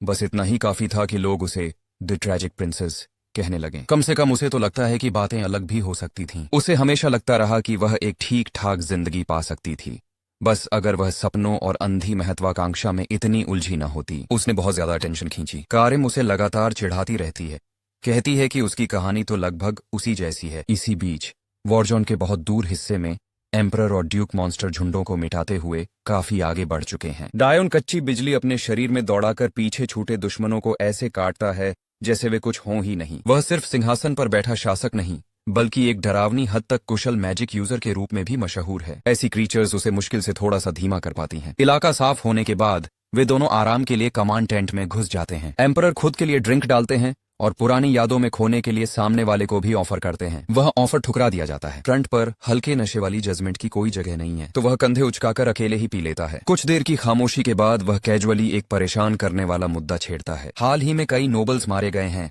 और यह खबर तेजी से फैल रही है जिससे नागरिक और सैनिक दोनों बेचैन हैं। ड्यूक तुरंत पूछते हैं कि क्या इन मौतों के बीच कोई कड़ी है, कोई पैटर्न, कोई अजीब निशान। डायोन बताता है कि इन सबका कॉमन थ्रेड करप्शन है। 7 का रिकॉर्ड गंदा था और इससे भी महत्वपूर्ण बात यह है कि प्रत्येक लाश पर ब्लैक फॉग के रेसिड्यू के निशान दिखाई दे रहे थे। इससे उसका कंपेनियन रुक जाता है। उनका कहना है कि उन्होंने कल ही कैंप के पीछे उसी प्रकार का कोहरा देखा जिससे उन्हें संदेह हुआ कि ब्लैक फॉग यूजर्स फिर से उभर आया है। एम्परर सहमत है। ये निश्चित रूप से कुछ ऐसा है जिस पर उन्हें आगे गौर करना होगा। फिर टॉपिक बदल जाता है। उसने फुसफुसाहट सुनी है कि हाल की कैओस के लिए एरन को दोषी ठहराया जा रहा है और इसका असर उस पर पड़ने लगा है। वो चीजों को बिगड़ने से रोकने की कोशिश कर रहा है लेकिन कुछ फैक्शन क्लियरली उसके खिलाफ सिचुएशन का इस्तेमाल करना चाह रहे हैं। वो ड्यूक की ओर मुड़ता है। उसका चेहरा खुला और गंभीर होता है और एक चीज मांगता है। अगर कुछ होता है, अगर वो पहले मर जाता है तो वो चाहता है कि उसकी जगह उसका पुराना दोस्त उसकी देखभाल करे। प्रॉमिस बिना हिचकिचाहट के किया जाता है। ड्यूक उसकी रक्षा के लिए अपने जान की कसम खाता है चाहे कुछ भी हो और इसके साथ ही बातचीत खत्म हो जाती है। दूसरे टेंट में वो एमिली को उसके दूर रहने के दौरान हुई हर चीज के बारे में बता रहा है। ऐसा लगता है कि वो निराश है कि उसने प्रिंसेस के साथ बमुश्किल समय बिताया। वो उससे कहता है कि वो ज्यादा उम्मीद न रखे। वो हंसती है आधी गंभीरता से और कहती है कि वो इस दर पर कभी शादी नहीं करेगा। वो इसे दूर करता है और अपने सामान्य प्रशिक्षण पर लौटने के लिए बाहर निकलता है। लेकिन बाहर वो सीधे एरन के पास जाता है जो वहां भारी बारिश से भीगा हुआ खड़ा था। वो उसके बगल वाले टेंट में चली जाती है और पूछती है कि वो आगे कहाँ जा रहा है। इससे पहले कि वो जवाब दे सके वो उसे एक पल रुकने के लिए कहती है। कुछ ऐसा है जिसके बारे में वो बात करना चाहती है। वो पूछती है कि वो कितने समय से यहाँ फंसा हुआ है। वो जवाब देता है लगभग 1 महीना। समय बर्बाद न करते हुए वो असली सवाल पूछती है, वो उसे ढूंढने के लिए यहाँ तक क्यों आई। लेकिन वो जो भी कहना चाहती है रोक लेती है। उनके पीछे एमिली की तीव्र लगभग असंतुलित नजर उसे खुलकर बोलने में बहुत असहज कर देती है। वो उसे कुछ जगह देने के लिए कहता है ताकि वे निजी तौर पर बात कर सकें लेकिन वो व्यंग्यात्मक मुस्कुराहट के साथ जवाब देती है, मजाक करती है कि उन सभी को बस एक साथ मजा करना चाहिए। एक बार जब वो रास्ते से हट जाती है तो एरन माफी मांगकर शुरुआत करता है, ये स्वीकार करते हुए कि वो वैसा व्यवहार नहीं कर रही है जैसा उसे करना चाहिए। वो उस पर खरी नहीं उतरी है जिसकी उससे अपेक्षा की जाती है। वो इसे बिना हिचकिचाए स्वीकार करता है और स्वीकार करता है कि हो सकता है कि वो पहले उस पर बहुत सख्त हो गया हो। उसकी आवाज धीमी हो जाती है, भावना से दब जाती है। वो कहती है कि उसे सभी लोग बहुत पसंद करते हैं, कि वो खुद को उसकी तुलना में अधिक परिपक्वता के साथ पेश करता है। उसने फौरन उसके व्यवहार में बदलाव को नोटिस किया। वो इस तथ्य को सामने लाती है कि वो शायद जल्द ही अकादमी वापस जा रहा है लेकिन वो उसे खत्म करने से पहले ही रोक देता है। वो पहले से ही जानता है कि वो इसके साथ कहाँ जा रही है। वो पूछना चाहती है कि क्या वहां पहुंचने के बाद वे दोस्त बन सकते हैं लेकिन वो बात काट देता है। सीधे उसकी आंखों में देखते हुए वो उससे कहता है कि यदि वो यहाँ दोस्ती की तलाश में आई है तो वो अपना समय बर्बाद कर रही है और उसे चले जाना चाहिए। इसे एक साथ रखने की कोशिश करते हुए वो कहती है कि वो इसकी तलाश नहीं कर रही थी, बस अच्छे संबंधों की उम्मीद कर रही थी और कहती है कि वो अनावश्यक रूप से क्रूर हो रहा है। आंसू गिरने लगे हैं। वो कहती है कि वो शायद उसे वैसे ही देखता है जैसे हर कोई देखता है, एक नकली अयोग्य प्रिंसेस। वो एक सांस लेती है, खुद को संभालती है और पूरी तरह भी न दिखने के लिए माफी मांगती है। कहती है कि उसने उसे ज्यादा आंका और कुछ भी नहीं लेकर चली गई। फिर वो बुदबुदाती है कि वो उसके भाई एशियल जैसा कुछ भी नहीं है। वो नाम जोर से प्रभावित करता है। वो बिना सोचे समझे उसका हाथ पकड़ लेता है और जानना चाहता है कि वो उसे कैसे जानती है। वो उसे बताती है कि रॉयल अकादमी के पास टहलने के दौरान उसकी मुलाकात एशाल से हुई। उन्होंने उससे कहा कि वो अन्य लोगों की राय के बारे में चिंता न करें, केवल अपने टारगेटों और वो क्या चाहती है उस पर ध्यान केंद्रित करें। इससे वो स्थिर हो जाता है। अब ये स्पष्ट है कि उसके भाई ने पहली मुलाकात से ही जाल बिछाकर उसे छेड़छाड़ करना शुरू कर दिया था। वो उसे चेतावनी देने की कोशिश करता है लेकिन इससे पहले कि वो कुछ कह पाता एक गहरी गड़गड़ाहट से टेंट हिल जाता है। एमिली अंदर आती है।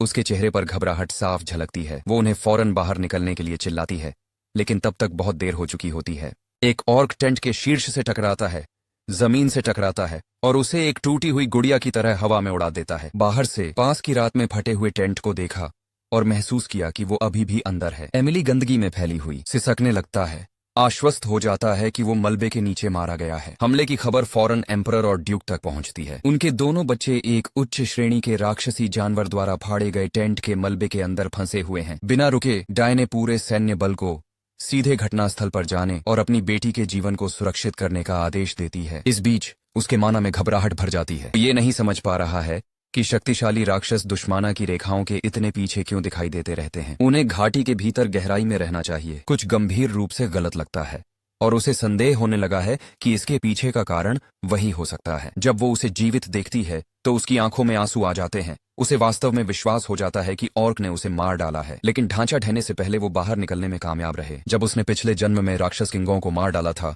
तो ऐसा कोई तरीका नहीं था कि वो किसी ऑर्क को उसे खत्म करने दे। उसके बगल में वो पूछती है कि क्या कैंप में तैनात नाइट ठीक है। फिर वो टूट जाती है। यहाँ आने के लिए अपराधबोध से उबर जाती है, ये जानते हुए कि वे सीधे उसके पीछे खतरे में पड़ जाते। नाइट का दृष्टिकोण और उसे आश्वस्त करना कि उसकी रक्षा करना उनका शपथ कर्तव्य है और यदि ऐसा करना पड़े तो वे मरने के लिए तैयार हैं। लेकिन शब्द छोटे हो जाते हैं जब ऑर्क वापस दृश्य में आता है। उनमें से एक को पकड़ लेता है, उसके शरीर को एक ही पकड़ में कुचल देता है और उसे पूरे मैदान में ऐसे फेंक देता है जैसे कुछ नहीं हुआ। बिना हिचकिचाए वो उसके सामने कदम रखता है, उसके और आने वाले किसी भी प्रहार के बीच खड़ा होता है। संदेह की पुष्टि करते हुए ऑर्क फौरन उस पर नजरें गड़ा देता है। ये उन्नत राक्षस विशेष रूप से उसकी ओर खींचे जा रहे हैं। वो दूसरों को पीछे हटने और उसे सुरक्षित निकालने के लिए चिल्लाता है, जबकि वो जानवर का ध्यान अपनी ओर खींचता है। एमिली प्रिंसेस को पकड़ लेती है और बोल्ट लगा देती है, जिससे वो अकेले ही खतरे का सामना करने लगती है। लेकिन उसके प्रहार से प्राणी को बमुश्किल खरोंच आती है। ऐसा लगता है कि वार ही नहीं हो रहे हैं। भ्रमित और निराश होकर वो सोचने लगता है कि आखिर क्या हो रहा है, वे उस पर इतने केंद्रित क्यों हैं। तभी कर्म प्रकट होता है, सहजता से समझाते हुए कि मजबूत होने के लिए वो जो राक्षसी खून पी रहा है उससे उसमें शक्ति की दुर्गंध आ रही है, जो एक प्रकाश स्तंभ की तरह कुलीन राक्षसों को आकर्षित कर रहा है। क्रोधित होकर वो झपटता है, ये जानने की मांग करना कि अगर उसे ये बात शुरू से पता थी तो उसने पहले कुछ क्यों नहीं कहा। वो बुरी तरह मुस्कुराती है और कहती है कि वैसे भी वो यहाँ केवल उसके शरीर के लिए है। संकोच नहीं करता, उसे पकड़ लेता है और उसे अपने हथियार में बदल देता है। उसे अपने ब्लेड के रूप में लेकर वो ऑर्क में प्रवेश करता है, मक्खन की तरह अंगों को काटता है और बिना पसीना बहाए उसे नीचे रख देता है। लेकिन फिर उसे कुछ बदतर चीज का पता चलता है। दर्जनों उच्च स्तरीय जानवर अभी भी घूम रहे हैं। इतनी बड़ी दावत की संभावना से रोमांचित होकर वो उत्साह से जगमगा उठती है। जब उनका सामना शैतान ड्रैगन से होता है तो मूड बदल जाता है। वो उससे कहता है कि वो इसे तोड़ने के लिए तैयार हो जाए, अपने राक्षसी स्वरूप को सक्रिय करके उनके रास्ते में आने वाली हर चीज को मिटा देगा। युद्ध के मैदान में कहीं और ड्यूक ने अपने क्षेत्र में अंतिम शेष राक्षस को मार गिराया है। डायोनी पूछता है कि क्या बच्चों के बारे में कोई बात है। उत्तर गंभीर है, ढाई टेंट के पास उनका एक भी निशान नहीं था। एम्परर कहता है कि वो अपने बेटे को लेकर घबरा रहा होगा, लेकिन ड्यूक ठंडे भाव से जवाब देता है, वर्ट परिवार के किसी भी सदस्य को पता होना चाहिए कि इस तरह कैसे जीवित रहना है। अब जो मायने रखता है वो प्रिंसेस की सुरक्षा है। जैसे ही वे बोलते हैं, नाइट आते हैं और सफलतापूर्वक उसे उसके पिता के पास वापस लाते हैं। वो बेदम होकर उसकी बाहों में आ जाती है और उससे विनती करती है कि इससे पहले कि बहुत देर हो जाए वो हमारे एमसी को बचा ले। इस बीच ड्यूक नौकरानी के पास जाता है और पूछता है कि क्या वो उसकी निजी परिचारिका है। जब वो सिर हिलाती है तो वो पूछता है कि क्या हुआ। अपनी कांपती आवाज के साथ वो बताती है कि उसने उन्हें भागने के लिए कहा था, जबकि वो राक्षसों को रोकने के लिए पीछे रह गया था। नाइटों में से एक आदेश मिलने पर उसे वापस लाने की पेशकश करता है, लेकिन ड्यूक एक क्षण लेता है, फिर मना कर देता है। उनका फोकस मौजूदा लहर पर ही रहना है। यदि ये जीव कैंपों को तोड़ते हैं तो उन्हें एम्पायर तक पहुंचने से कोई नहीं रोक पाएगा। अधिक लोगों की जान जाने से पहले उन्हें फॉर्मेशन में लौटना होगा। जब कोई पूछता है कि उसके साथ क्या होने वाला है तो उत्तर शांत और अंतिम होता है, हमारा एमसी पहले ही अपना काम कर चुका है, उसने प्रिंसेस की रक्षा की। टालने का यही मतलब है। वो रोती रहती है, अभी भी अपने आसपास की हर चीज के लिए खुद को दोषी ठहरा रही है। लेकिन तभी शोर के बीच से एक आवाज आती है, एक ऐसी आवाज जिसे वो फौरन पहचान लेती है। वो बड़ी बड़ी आंखों से ऊपर देखती है, जैसे वो ऊपर उड़ते हुए अजगर की लगाम पकड़े हुए दिखाई देता है और किसी की मदद के लिए जोर जोर से चिल्ला रहा है। ड्रैगन राजसी प्राणी है जो निर्माता से गहराई से जुड़े हुए हैं, अपनी दुर्लभता और गरिमा के लिए पूजनीय है। मनुष्य जैसे कमजोर और सीमित प्राणियों के पास चुनौती देने वाला कोई काम नहीं है, तो उसके लिए शारीरिक रूप से ड्रैगन पर नजर रखना भी जीवन में एक बार मिलने वाले सम्मान जैसा लगता है। दुर्भाग्य से जिस पर उसने पकड़ बनाई है वो सीधे उन लोगों की भीड़ के ऊपर चढ़ जाता है जो वास्तव में जानते हैं कि वो कौन है। सबसे बुरी बात, वो लड़ाई के बीच में दिखने का जोखिम नहीं उठा सकता, लेकिन वो वहां है, दिन की तरह, किसी लापरवाह बेवकूफ की तरह ड्रैगन पर सवार है। आंखें फौरन उस पर टिक जाती हैं। एम्परर साजिश से देखता है और ड्यूक से पूछता है कि क्या वो अपने बेटे को बचाने की योजना बना रहा है। ड्यूक पूरी तरह से अचंभित वहीं बैठा है, आराम से और अलग होकर ये देख रहा है कि हमारा एमसी उस गड़बड़ी को कैसे संभालता है जिसमें वो खुद फंस गया है। इस बीच वो मुश्किल से रुका हुआ है, हर बात पर पछता रहा है, खुद को इतना लालची होने के लिए कोसता है कि उसने पहले स्थान पर ड्रैगन के खून का स्वाद चखने के बारे में भी सोचा। ये सब कैओस शुरू होने से पहले, जब वो अभी भी राक्षसों की सेना को रोक रहा था, उसने उन्हें बिना किसी विचार के तेजी से नष्ट कर दिया था, जब तक कि जो कुछ बचा था वो ड्रैगन था। इसे करीब से देखने पर वो व्यावहारिक रूप से उत्तेजना से कांपने लगा और चौड़ी भरी आंखों से उस पौराणिक जानवर को घूरने लगा। लेकिन वो क्षण टिक नहीं पाया, ये तेजी से आक्रामक हो गया और आग के एक स्तंभ को अपनी ओर ले गया। वो चकमा देकर ऊंचे स्थान की ओर भागा, हमलों की झड़ी लगा दी और वापस लौट आया, लेकिन प्रत्येक प्रहार ने इसे और अधिक परेशान कर दिया। फिर पूंछ का झटका आया, जोर से और तेजी से उसे एक चिथड़े की गुड़िया की तरह हवा में उछाल दिया। इससे पहले कि वो आगे बढ़ पाता, उसने मार्शल आर्ट की ओर रुख किया, उसके शरीर पर भारी तेज वार किए। फिर भी ये जानवर को नीचे लाने के लिए पर्याप्त नहीं था। जैसे ही वो अपने अगले कदम के लिए तैयार हुआ, कुछ अप्रत्याशित घटित हुआ। रुक गया, फिर वो बस पलट गया और उड़ गया। लेकिन निस्संदेह एक आवेगी छोटा ग्रेमलिन होने के नाते वो बिना सोचे समझे उसके पीछे कूद पड़ा, उसके खून का स्वाद चुराने के लिए एक पागल की तरह उसके किनारे को पकड़ लिया। इस तरह वो अंततः फंस गया, उसकी पीठ से चिपक गया,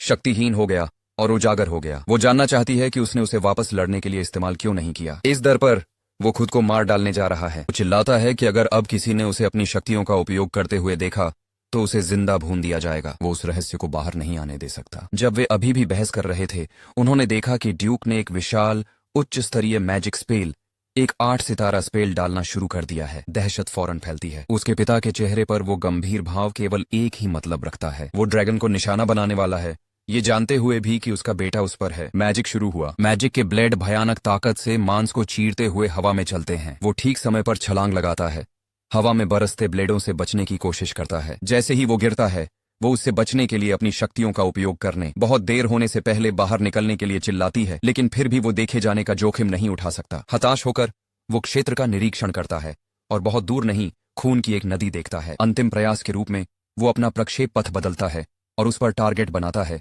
ये आशा करते हुए कि ये गिरावट को कम करेगा।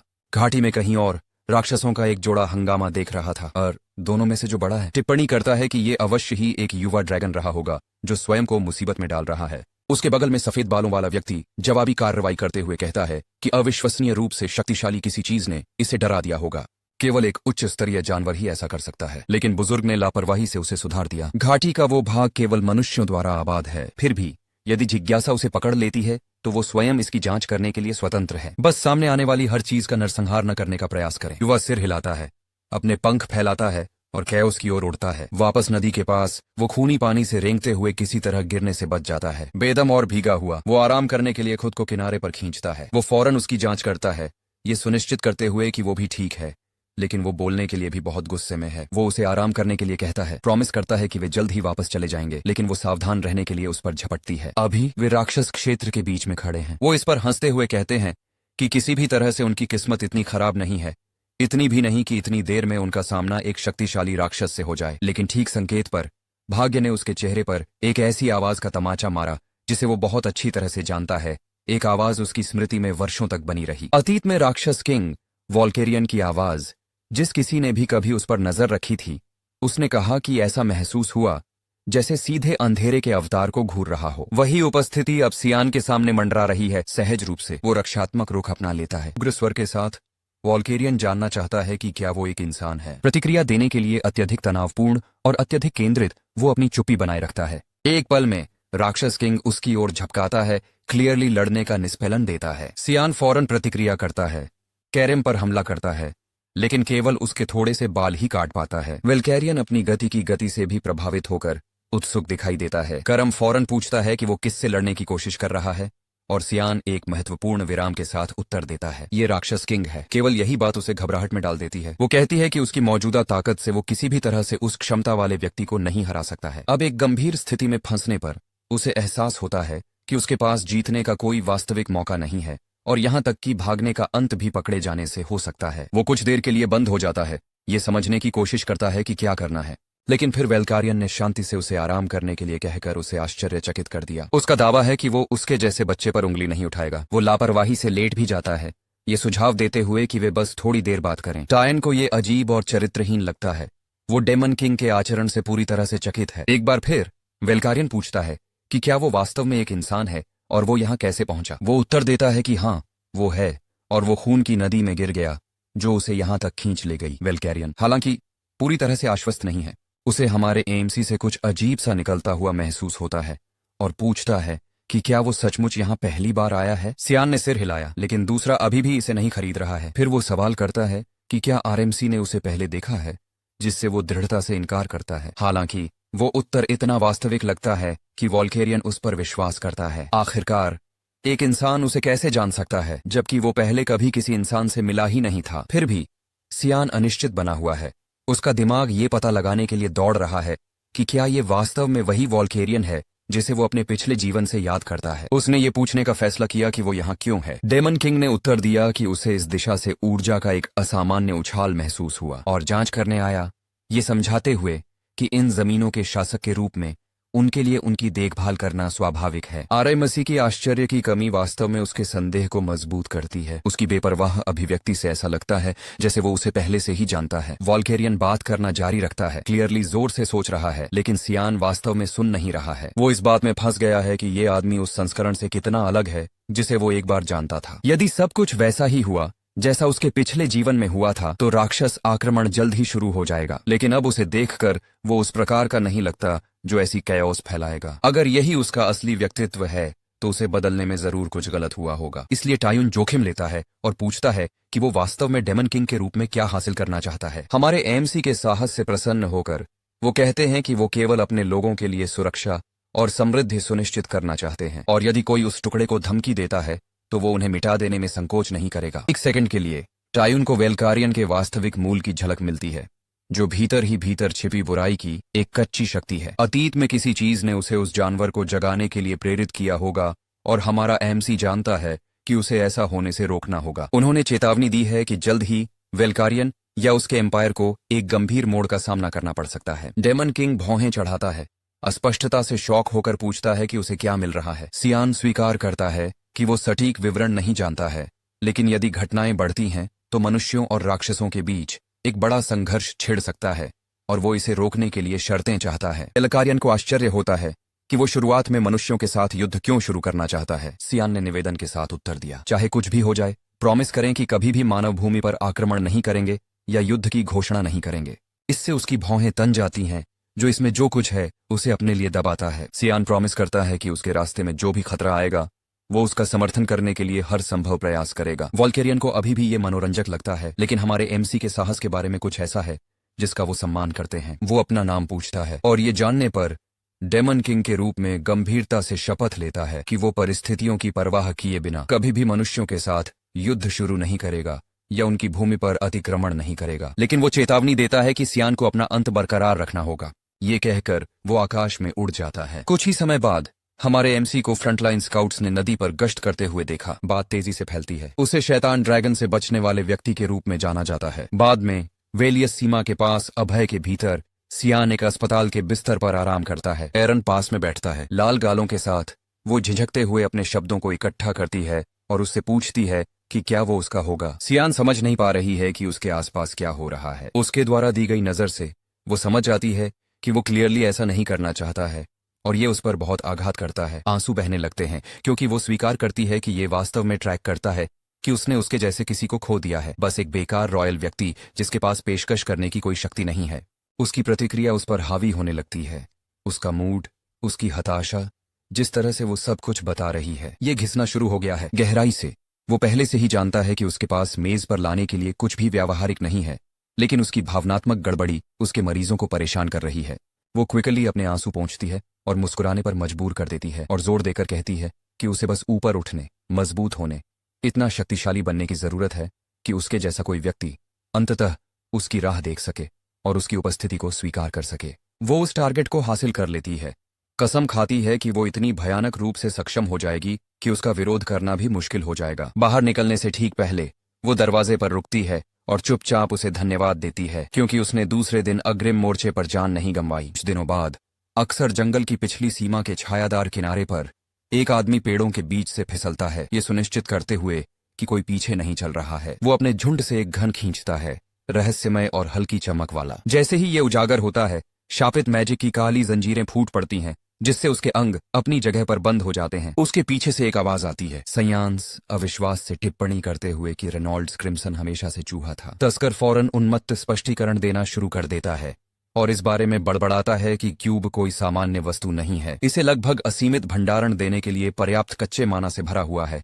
ये सीधे गरम किंगडम की मैजिक गर प्रयोगशालाओं से तैयार किया गया डिजाइन है। हत्यारा क्यूब को दूर खींचता है और अपना मुखौटा खींचता है, अपना चेहरा दिखाता है और लापरवाही से अपना पूरा नाम पढ़ता है, जैसे कि वो आराम वारंट में इसे पढ़ रहा हो। रेनॉल्ड्स ठिठक गया, स्तब्ध रह गया कि सयान्स ने ही उस पर छलांग लगाई थी। वो जानना चाहता है कि उसे यहाँ तक क्या लाया है, लेकिन दूसरा आदमी इस सवाल को स्वीकार भी नहीं करता है।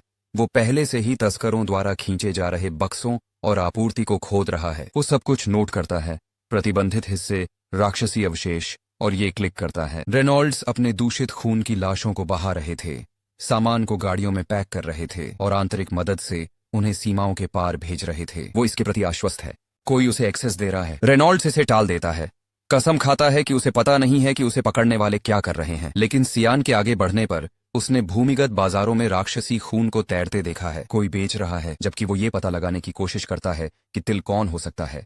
रेनॉल्ड्स आग के विस्फोट से उसे अंधा करने की कोशिश करता है। वो सोचता है कि ये उतरेगा, लेकिन इसके बजाय सियान पहले से ही अंदर बंद हो चुका है। उसने अपने हाथों को काटकर उन्हें पास के पेड़ की छाल में दबा दिया है। फिर सौदा आता है, या तो रेनॉल्ड्स सब कुछ उगल देता है, तस्करी का रास्ता, गद्दार की पहचान, पूरा ऑपरेशन और एक साफ अंत पा लेता है, या वो विरोध करता है और यातना के माध्यम से घसीटा जाता है, इतना खींचा हुआ और निर्दयी कि वो जल्द ही मौत की भीख मांगेगा। बाद में वेलियस के पश्चिमी किनारे पर सीमा के पास एक व्यापार स्टेशन के अंदर व्यापारियों के एक समूह ने कथित रक्त शिपमेंट के एक बॉक्स को खोला, केवल तभी पीछे हटने के लिए जब उन्होंने रेनॉल्ड्स का क्षत विक्षत सिर देखा, जो कंटेनरों में से एक के अंदर ब्लैक फॉग के भंवर में मंडरा रहा था। घटनास्थल से ज्यादा दूर नहीं, सयान एक गुप्त सुविधाजनक बिंदु से नजर रखता है, चुपचाप निगरानी करता है, क्योंकि उसकी योजना सामने आती है। करम उसके पास खड़ा है, सवाल करता है कि वो इन व्यापारियों को खुला क्यों छोड़ रहा है। वो सपाट जवाब देता है, उन्हें बस हिलाने के लिए कुछ चाहिए, एक चेतावनी।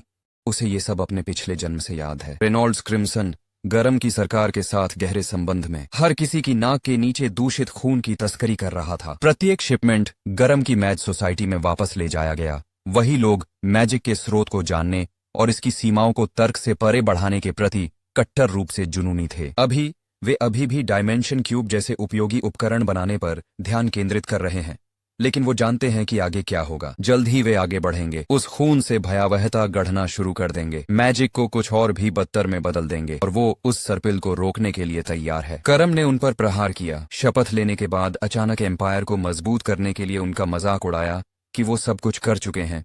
उन्होंने कहा कि इस बार वो अपने लिए जिएंगे। ओशीफ के स्वामित्व वाली एक संपत्ति में आशा एक महिला के साथ कुछ निजी समय बिताकर एक कमरे में आराम कर रही है। जब वो कुछ बताती है तो उसका ध्यान बढ़ जाता है। सियान क्लियरली अग्रिम पंक्ति में चला गया और वो अपने पिता को अपने साथ ले गया। बस इतना ही चाहिए। अब आशा अपने भाई से मिलने के लिए तैयार है। कमीने को हाल ही में घबराहट हो रही है और वो इसे कम नहीं होने दे रहा है। एमिली उस क्षण जोर से जयकार करती है जब वो अंततः आगे की पंक्ति से हट जाती है और सुरक्षित रूप से महल के अंदर आ जाती है। राहत वास्तविक है और वो व्यावहारिक रूप से अपना उत्साह व्यक्त करती है। वो सियान की ओर मुड़ती है और कहती है कि अकादमी इस गंभीर जगह की तुलना में पूरी तरह से उन्नत होने जा रही है जहां वे अभी फंसे हुए हैं। लेकिन वो उस ऊर्जा को साझा नहीं करता है। उसका चेहरा सब कुछ कहता है। वो पहले से ही जानता है कि अकादमी की दीवारों के अंदर क्या आने वाला है, क्या इंतजार कर रहा है, और ये वैसा कुछ नहीं है जैसा वो कल्पना कर रही है। सच तो ये है कि वो स्थान वो उज्ज्वल नया अध्याय नहीं है जिसकी वो आशा कर रही है। ये पर्दे के पीछे की राजनीति और उथले गठबंधनों का चक्रव्यूह है। ईर्ष्या हर चीज को बढ़ावा देती है और प्रतिभा को रैंक से बाहर कर देती है। वास्तविक शिक्षा सामाजिक उत्थान की ओर पीछे ले जाती है। दूसरी ओर वो बहुत उत्साहित है क्योंकि उसने सुना है कि अकादमियां अच्छे दिखने वाले लड़कों से भरी हुई हैं और उसे यकीन है कि आखिरकार रोमांस ढूंढना ही उसका मौका हो सकता है। समय बीतता है और अंततः प्रवेश का दिन आ जाता है। सियान सामने के द्वार तक पहुंचता है और अंदर जाते समय क्रेयोन से टकराता है। जिस क्षण उस आदमी की नजर उस पर पड़ती है वो बिना कुछ कहे बोल उठता है। पिछली बार जब उसने उसे पूरी तरह बर्बाद कर दिया था तब से अभी भी डरा हुआ है। करम अचानक पीछे हटने से भ्रमित होकर पूछता है कि उसे क्या हो गया है। सियान ने ये कहते हुए इसे टाल दिया कि वो सिर्फ उसका सौतेला भाई है। वो टिप्पणी करती है कि वो वास्तव में परिवार के बाकी सदस्यों से मिलता जुलता नहीं है, लेकिन वो इससे असहमत है और कहता है कि वो एलिस से पूरी तरह अलग नहीं है। एक बार अंदर जाने पर अकादमी के कर्मचारी उसका स्वागत करते हैं, अत्यधिक विनम्र, अत्यधिक सम्मानजनक, और उसे कुछ अजीब लगता है। उनमें से कोई भी उससे नजर नहीं मिलाएगा। उनके व्यवहार से आसपास छिपे किसी महत्वपूर्ण व्यक्ति की गंध आती है, शायद उनके पिता, ड्यूक, या शायद उनके बड़े भाई की भी, लेकिन वो इस पर ध्यान नहीं देते हैं। पिछले साल लगातार पीसने के बाद उसने इसे जीत के रूप में लेने का फैसला किया। शायद यही इनाम दिखता है। वो दालान से होकर तब तक चलता है जब तक वो अपने निर्धारित कमरे तक नहीं पहुंच जाता। इससे पहले कि वो दरवाजा खोले, एक परिचित आभा अंतरिक्ष से होकर गुजरती है। ये मजबूत है, अचूक है। एशले दूसरी तरफ है, वो पहले से ही जानता है, और ठीक संकेत पर जैसे ही वो दरवाजा खोलता है, वो वहां है। उसका बड़ा भाई आत्मसंतुष्ट भाव से वहां खड़ा होकर कुछ देर तक अभिवादन करता रहा। सियान खुद को नियंत्रण में रखता है, कुछ भी लापरवाही न करने की कोशिश करता है। एशले की टिप्पणी है कि शायद वो उसे याद भी नहीं करता। साल हो गए। अकादमी में प्रवेश करने से पहले से नहीं। वो एक स्विच फ्लिक करता है। सियान स्नैप्स। रोष बढ़ रहा है और जवाबी हमले के लिए करम को पकड़ने के लिए आगे बढ़ता है, लेकिन वो उसे समय पर रोक लेती है। उसे इसे न खोने का आग्रह करती है और उसे याद दिलाती है कि यहाँ एक गलत कदम उसे मार सकता है। वो सुनता है, पर मुश्किल। इसके बजाय वो दांत भींचकर एशाल का स्वागत करते हुए कहता है कि वो अपने बड़े भाई का चेहरा कभी नहीं भूलेगा। बुजुर्ग हंसता है और अपने बाल हिलाता है, प्रसन्न होकर कि उसे अब भी याद है। फिर वो कमरे में गहराई से टहलता है, लापरवाही से ये उल्लेख करते हुए कि उसने सुना है कि पिछले वर्ष में सियान लड़ने में काफी बेहतर हो गए थे और शायद अब वो वास्तव में युद्ध के मैदान में कुछ काम आ सकते हैं। चेन ने घृणा का प्रतिकार किया। कहते हैं कि वो भी इसका इंतजार कर रहे हैं, लेकिन उसकी आंखों में नफरत कुछ और ही कहती है। एशले उस चकाचौंध को पकड़ लेती है और रुक जाती है। कहता है कि वो बस उसे देखने के लिए आया था और कुछ नहीं। लेकिन चेन बेहतर जानती है। वो उन लोगों पर समय बर्बाद नहीं करता है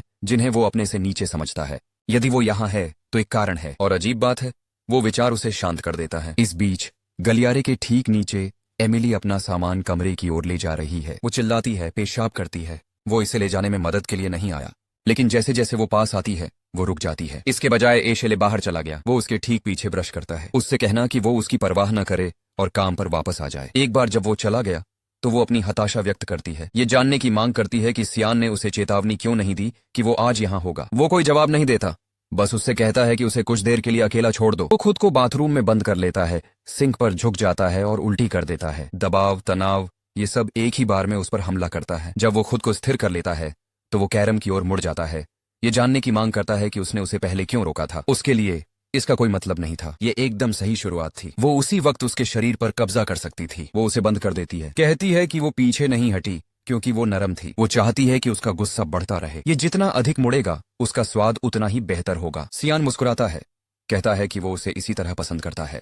एशले के निजी कमरे में एक बटलर अद्यतन जानकारी के साथ प्रवेश करता है। आदेश के अनुसार वो दूसरी प्रिंसेस पर नजर रख रहा है और अब वो संस्थापक है। वो व्हाइट एल्वेस क्षेत्र फ्रुइना के उत्तरी क्षेत्र में गहरी है। एशले एक भौं उठाती है। फ्रुइना पूरी तरह स्वागत करने वाली नहीं है, खासकर बाहरी लोगों का, लेकिन निश्चित रूप से ये उसकी है। वो लोगों से दूर हो गई है। समझ में आता है कि वो इसे दूर कर लेगी। वो बटलर से कहता है कि अगर वो कभी वापस लौटने का फैसला करती है तो उसे फौरन सूचित करें। नौकर सिर हिलाता है, लेकिन बाहर निकलने से पहले पूछता है कि क्या बैठक के दौरान कुछ हुआ। वो अलग दिखता है और भी खुश। आशेर हंसते हुए अपना सिर हिलाते हुए कहते हैं, वास्तव में ये विपरीत है। उसका मूड खराब है। वो बस यही सोच सकता है कि सियान ने उसे पहले जो नजर दी थी वो तेज और भारी थी, जैसे वो किसी कट्टर दुश्मना को घूर रहा हो। वो आदमी को यहाँ से सियान पर नजर रखने का आदेश देता है। बटलर निगरानी के लिए किसी को नियुक्त करने का प्रॉमिस करता है और चला जाता है। अशर अकेला पीछे रहकर अभी भी सोच रहा है। अभी भी ये पता लगाने की कोशिश कर रहा है कि उसका छोटा भाई महल की दीवारों के ठीक बाहर क्या छिपा रहा होगा। रॉयल नाइटों का एक समूह पूरे गियर में इंतजार कर रहा है। अकादमी के रास्ते में सियान को ले जाने के लिए पंक्तिबद्ध है। एमिली क्लियरली उदास होकर पास में बैठी रहती है। उसे उनके साथ सवारी करने की अनुमति नहीं है और ये चुभता है। वो अलविदा कहता है और उसे अच्छा व्यवहार करने के लिए कहता है। दूर जाने से पहले उसके अच्छे होने की कामना करता है। जैसे ही वो जाने के लिए मुड़ता है, वो उसे याद दिलाने के लिए बुलाती है कि अगर उसके वहां पहुंचने पर लोग उसके साथ खिलवाड़ करते हैं तो वो निराश न हो और चाहे जो भी हो अपना ख्याल रखे। उसके शब्द उसे विचलित कर देते हैं, इसलिए नहीं कि वो क्या कहती है, बल्कि इसलिए क्योंकि ये साबित करता है कि वो उसके पिछले जीवन के बाद से पूरी तरह भी नहीं बदली है। अब भी वैसी ही है, अब भी दयालु है, अब भी पूरी तरह वैसी ही जैसी वो तब थी। उस समय की तरह जब वो 8 साल का था, भयंकर बुखार से पीड़ित था, बार बार अंधेरा हो रहा था और आसपास किसी को पता भी नहीं चल रहा था, उसके अलावा कोई नहीं। उसने उसे उठाया और अपनी पीठ पर लाद लिया, निकटतम डॉक्टर के पास दौड़ते हुए गए। पूरी रात उसके पास रुकी और पूरे समय उसकी देखभाल करती रही। यदि वो नहीं होती तो शायद वो महल के किसी भूले हुए कोने में कहीं मर गया होता। अपना सिर गाड़ी से बाहर झुकाते हुए वो उस पर चिल्लाता है, आधा मजाक करता है, उसे कहता है कि वो बेहतर व्यवहार करे, अन्यथा जब वो वापस आएगा तो उसे दंडित किया जाएगा। वो उसके पीछे हाथ हिलाती है, आंखें आंसुओं से चमकती हैं लेकिन मुस्कुराती हैं। उसके लिए वो कभी भी सिर्फ एक नौकरानी नहीं रही, वो व्यक्ति है जिसे वो अपने करीब रखता है, कोई ऐसा व्यक्ति जो वास्तव में मायने रखता है। गाड़ी के अंदर वापस आते ही कुछ गड़बड़ महसूस होने लगती है। एस्कॉर्ट एक व्यक्ति के लिए 6 रातें ये ठीक से नहीं बैठता है। उसे संदेह होने लगता है कि इसमें एक नियमित यात्रा के अलावा और भी कुछ है। वे जो भी योजना बना रहे हैं संभवतः उसके अकादमी पहुंचने तक इंतजार नहीं किया जाएगा। उनके हटने से पहले घंटों बीत जाते हैं। नाइटों में से एक ने उसे बताया कि वे रात के लिए यहीं डेरा डालेंगे। जिज्ञासु वो पूछता है कि वास्तव में वे कहाँ हैं। वे अस्पष्ट प्रतिक्रिया देते हैं, ये दावा करते हुए कि ये सफरान के केंद्र में एक स्थान है और उन्हें सुबह तक शहर में पहुंचना चाहिए। लेकिन वो बेहतर जानता है, परिदृश्य मेल नहीं खाता, करीब भी नहीं। सफरान के पास ऐसा कोई जंगल मौजूद नहीं है। आसपास के माहौल से पता चलता है कि वे उसे जानबूझकर पहुंच से दूर कहीं अलग थलग खींच ले गए हैं। वो गाड़ी से बाहर निकलता है और फौरन समूह में बंद हो जाता है, घिर जाता है। शांति से वो केवल वही चीज पूछता है जो मायने रखती है, तार कौन खींच रहा है, इस सेटअप के पीछे कौन है। वे उत्तर नहीं देते। उनमें से एक ने उसे बस इतना बताया कि उसे केवल ये जानना है कि वो आज मर रहा है। एक रात आगे बढ़ती है और उसकी गर्दन पर झूलने के लिए आगे बढ़ती है। वो सहजता से हट जाता है, फिर एक ही काउंटर में आदमी का सिर साफ कर देता है। अपनी तलवार उठाते हुए वो उसे बाकी हिस्सों पर समतल करता है और प्रश्न दोहराता है। उसे एक ही बार में दौड़ाते हैं लेकिन वे लंबे समय तक टिक नहीं पाते हैं। सेकंड के भीतर वो उन्हें जमीन पर गिरे मृत वजन, अंगों और कवच की तरह काट देता है। वो केवल एक को जीवित छोड़ता है। आखिरी रात बेहद आतंकित होकर घूरते हुए आखिरकार समझ में आया कि कैसे वो एक राक्षस ड्रैगन मुठभेड़ से दूर जाने में कामयाब रहा। जिस क्षण उन्होंने इस मिशन को स्वीकार किया वे पहले ही खराब हो चुके थे। वो आगे बढ़ता है, हथियार अभी भी खींचे हुए हैं, और फिर से पूछता है, ये किसने आदेश दिया। कोई चकमा नहीं, कोई देरी नहीं। घबराते हुए नाइट ने इसे स्पष्ट कर दिया, ये श्रीमती थी मार्गरेट। वो वही है जिसने हत्या का आदेश जारी किया था। वो उसे नहीं मारता। इसके बजाय वे दोनों गाड़ी में लौट आए और अकादमी की ओर सवारी फिर से शुरू कर दी। रास्ते में नाइट पहेली का एक और टुकड़ा पेश करता है। जाहिरा तौर पर क्रांजन मार्गरेट के पास गए थे और उनसे मदद मांगी थी। ये हिट नौकरी, संभवतः उसका अनुरोध। वो अपने दांत पीसता है, इतना ही काफी है। वो बाद में क्रांजर के साथ चीजों को निपटाने की कसम खाता है। निराश दिख रहा नाइट धीरे से पूछता है कि अब उसका क्या होगा। वो सपाट जवाब देता है, वो फिलहाल उपयोगी है, तो फिलहाल वो गाड़ी चला सकता है। कुछ ही समय बाद अकादमी की रूपरेखा अंततः सामने आ जाती है। वे अपने गंतव्य तक पहुंच गए हैं। एस्टेट में वापस मार्गरेट इसे पूरी तरह से खो देती है जब ये खबर आती है कि मिशन किनारे हो गए हैं। नई बात ये फैली कि उनके अधिकांश आदमी सड़क के पास मृत पाए गए। उनकी लाशें कूड़े की तरह फेंक दी गईं। फिर भी किसी तरह टियोन बच गया, और इससे भी बुरी बात यह है कि वो अकादमी में पहुंच गया। उसकी नसें बढ़ गईं, अविश्वास घर कर गया। इनमें से कोई भी ट्रैक नहीं। बटलर ने शांतिपूर्वक सुझाव दिया कि उन्होंने उसकी क्षमताओं को गलत आंका होगा, लेकिन ये विचार कि एक बच्चे ने इसे अंजाम दिया उनमें से किसी के साथ भी सही नहीं बैठता। उनका अनुमान है कि इस गड़बड़ी को अंजाम देने वाला कोई छिपा हुआ हाथ होगा। उसने काम पूरा करने के लिए अकादमी में एक सफाई कर्मचारी को भेजने का विचार रखा। उसके खत्म होने से पहले ही वो उसे काट देती है। यदि वे ऐसा प्रयास करते हैं तो वो सीधे क्रेयन के लिए जाएंगे। वो पूर्ण ब्लैकआउट का आदेश देती है। कोई प्रतिशोध नहीं, कोई लीक नहीं, आज की घटना के बारे में कोई शब्द नहीं। नौकर झुककर चला जाता है, लेकिन कमरे के बाहर एशियल्स बटलर पूरे समय कुछ न कुछ सुनता रहा है। किसी को पता नहीं चला। सियान और ब्रायन को सफरान से निकले हुए 10 दिन हो गए हैं। अब तक उन्हें शायद पता चल गया है कि वो अभी भी सांस ले रहा है।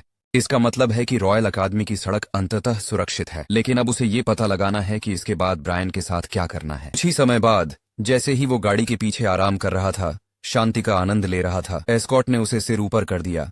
वे आ गए हैं। वो बाहर देखता है और अकादमी भवन को देखता है। पुरानी यादों का जोरदार प्रहार। यादों की बाढ़ तेजी से आती है, कुछ अच्छी, सबसे बकवास। वो अंदर आता है और फ्रंट डेस्क पर अपना परिचय पत्र सौंपता है। फुसफुसाहट की एक लहर आती है। सियान वर्ट नाम सुनकर लोग दंग रह गए। उसे अपने छात्रावास में जाने और वहां प्रतीक्षा करने का निर्देश दिया गया है। 2 दिनों में उनके प्रवेश समारोह और एलिमेंटल मूल्यांकन में भाग लेने की उम्मीद है। कर्मचारी उसे एक सीलबंद पत्र के साथ एक अलंकृत चाबी सौंपते हैं। वो दोनों को एक बार चकित होकर देता है, फिर चकित हो जाता है जब उसे पता चलता है कि उसे एक रॉयल हॉल सौंपा गया है, सब कुछ उसके लिए। उनके वंश में किसी को भी ये सम्मान नहीं मिला है, तो क्लियरली कोई तार खींच रहा है। ब्रायन उसके साथ अंदर कदम रखता है, अभी भी पीछे चल रहा है। टायोन उसकी ओर मुड़ता है। अब जब एस्कॉर्ट कार्यक्रम समाप्त हो गया है तो चीजों को निपटाने का समय आ गया है। आदमी रुक जाता है, अपने समय को आश्वस्त करता है, लेकिन एक ब्लेड के बदले उसे सोने की एक भारी बोरी मिलती है जो उसके काम के लिए भुगतान है, जो कहीं भी फिर से शुरू करने के लिए पर्याप्त से अधिक है। सावधानी से पकड़ा गया, उसकी आंखें भर आईं। वो एक घुटने के बल बैठ जाता है और जीवन भर सेवा करने की भीख मांगता है। अनुरोध कायोन को पूरी तरह से झकझोर देता है। कोई ऐसा क्यों चाहेगा? वो आदमी समझाता है।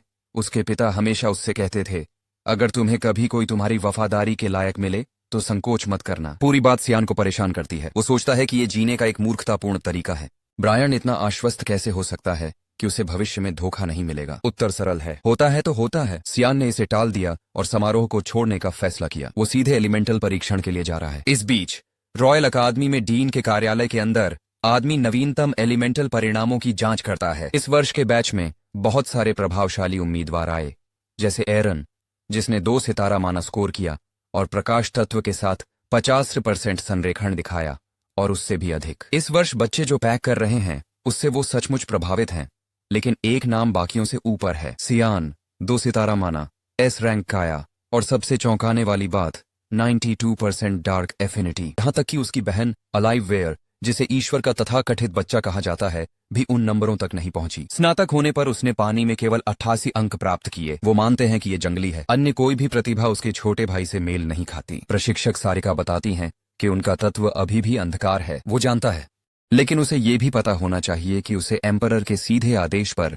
रॉयल हॉल प्रदान किया गया था। बच्चे ने अग्रिम पंक्ति में एक राक्षस के हमले से एरन को बचाने के बाद इसे अर्जित किया। अब एम्परर उनका विवाह कराने के बारे में सोच रहे हैं। वो सारिका से पूछता है कि वो क्या सोचती है कि अगर अनदेखी की गई 5वीं प्रिंसेस की शादी एक प्रतिष्ठित परिवार में हो जाए जो विशिष्ट प्रतिभाओं को सामने लाने के लिए जाना जाता है। उत्तर स्पष्ट है, उत्तराधिकार नाटक, एम्पायर व्यापी कैओस, शायद गृह युद्ध भी। वो चेतावनी देती है कि चीजों को बहुत दूर तक धकेलने से क्षेत्र बिखर सकता है, लेकिन वो इसे टाल देता है। चीजों से आगे निकलने की कोई जरूरत नहीं है।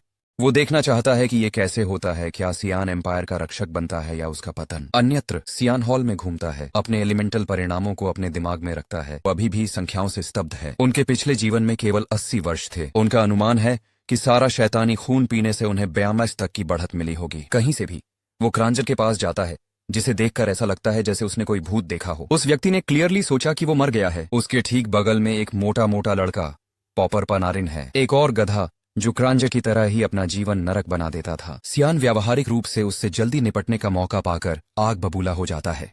पॉपर कुछ शुरू करने की कोशिश में आगे बढ़ता है, लेकिन शब्द भी नहीं निकाल पाता। इससे पहले कि वो आदमी कुछ कर पाता, सियान ने उसे एक जोरदार किक से दीवार पर पटक दिया। 7 आवाज लगाओ। वह पॉपर को फर्श पर ठंड से गिरा हुआ छोड़ देता है, फिर क्रांज की ओर मुड़ता है और जल्दी से बात करने के लिए कहता है। करीब आते हुए आवाज धीमी और बेचैन करने वाली मुस्कान के साथ वह स्पष्ट रूप से कहता है। वह इस बात की परवाह नहीं करता है कि वह आदमी पर्दे के पीछे क्या स्कीम्स चलाता है, लेकिन अगर वह फिर से उस पर नजर रखता है तो वह व्हील चेयर में अकादमी छोड़ रहा है। क्रांज के पैर झुक गए, वह गिर गया, आंखों से पानी बह रहा था, पूरी तरह से टूट गया। टियोन मुस्कुराता हुआ चला जाता है, गर्व लगभग उसके अंदर से झलक रहा है। सेरिका अभी भी डीन की बातों पर अड़ी हुई है, पूरी बातचीत को अपने दिमाग में दोहराती है। अब वह आश्वस्त हो गई है कि उसे उस पर कड़ी नजर रखने की जरूरत है। जैसे ही वह शेल्फ से एक किताब निकालने जाती है, वह देखती है कि वह चली गई है। उसके पीछे उसकी आवाज चुप्पी तोड़ती है। वह इसे पकड़कर पूछ रहा है कि क्या वह इसे खोज रही थी। वह इधर उधर घूमती है, सावधान हो जाती है। उसे यह महसूस नहीं हुआ कि वह इतना करीब आ गया है। वह उसे याद दिलाती है कि छात्रों को यहाँ आने की अनुमति नहीं है और वह उसे किताब सौंपने के लिए कहती है। जैसे ही वह उसे वापस लेती है, वह हमला कर देती है।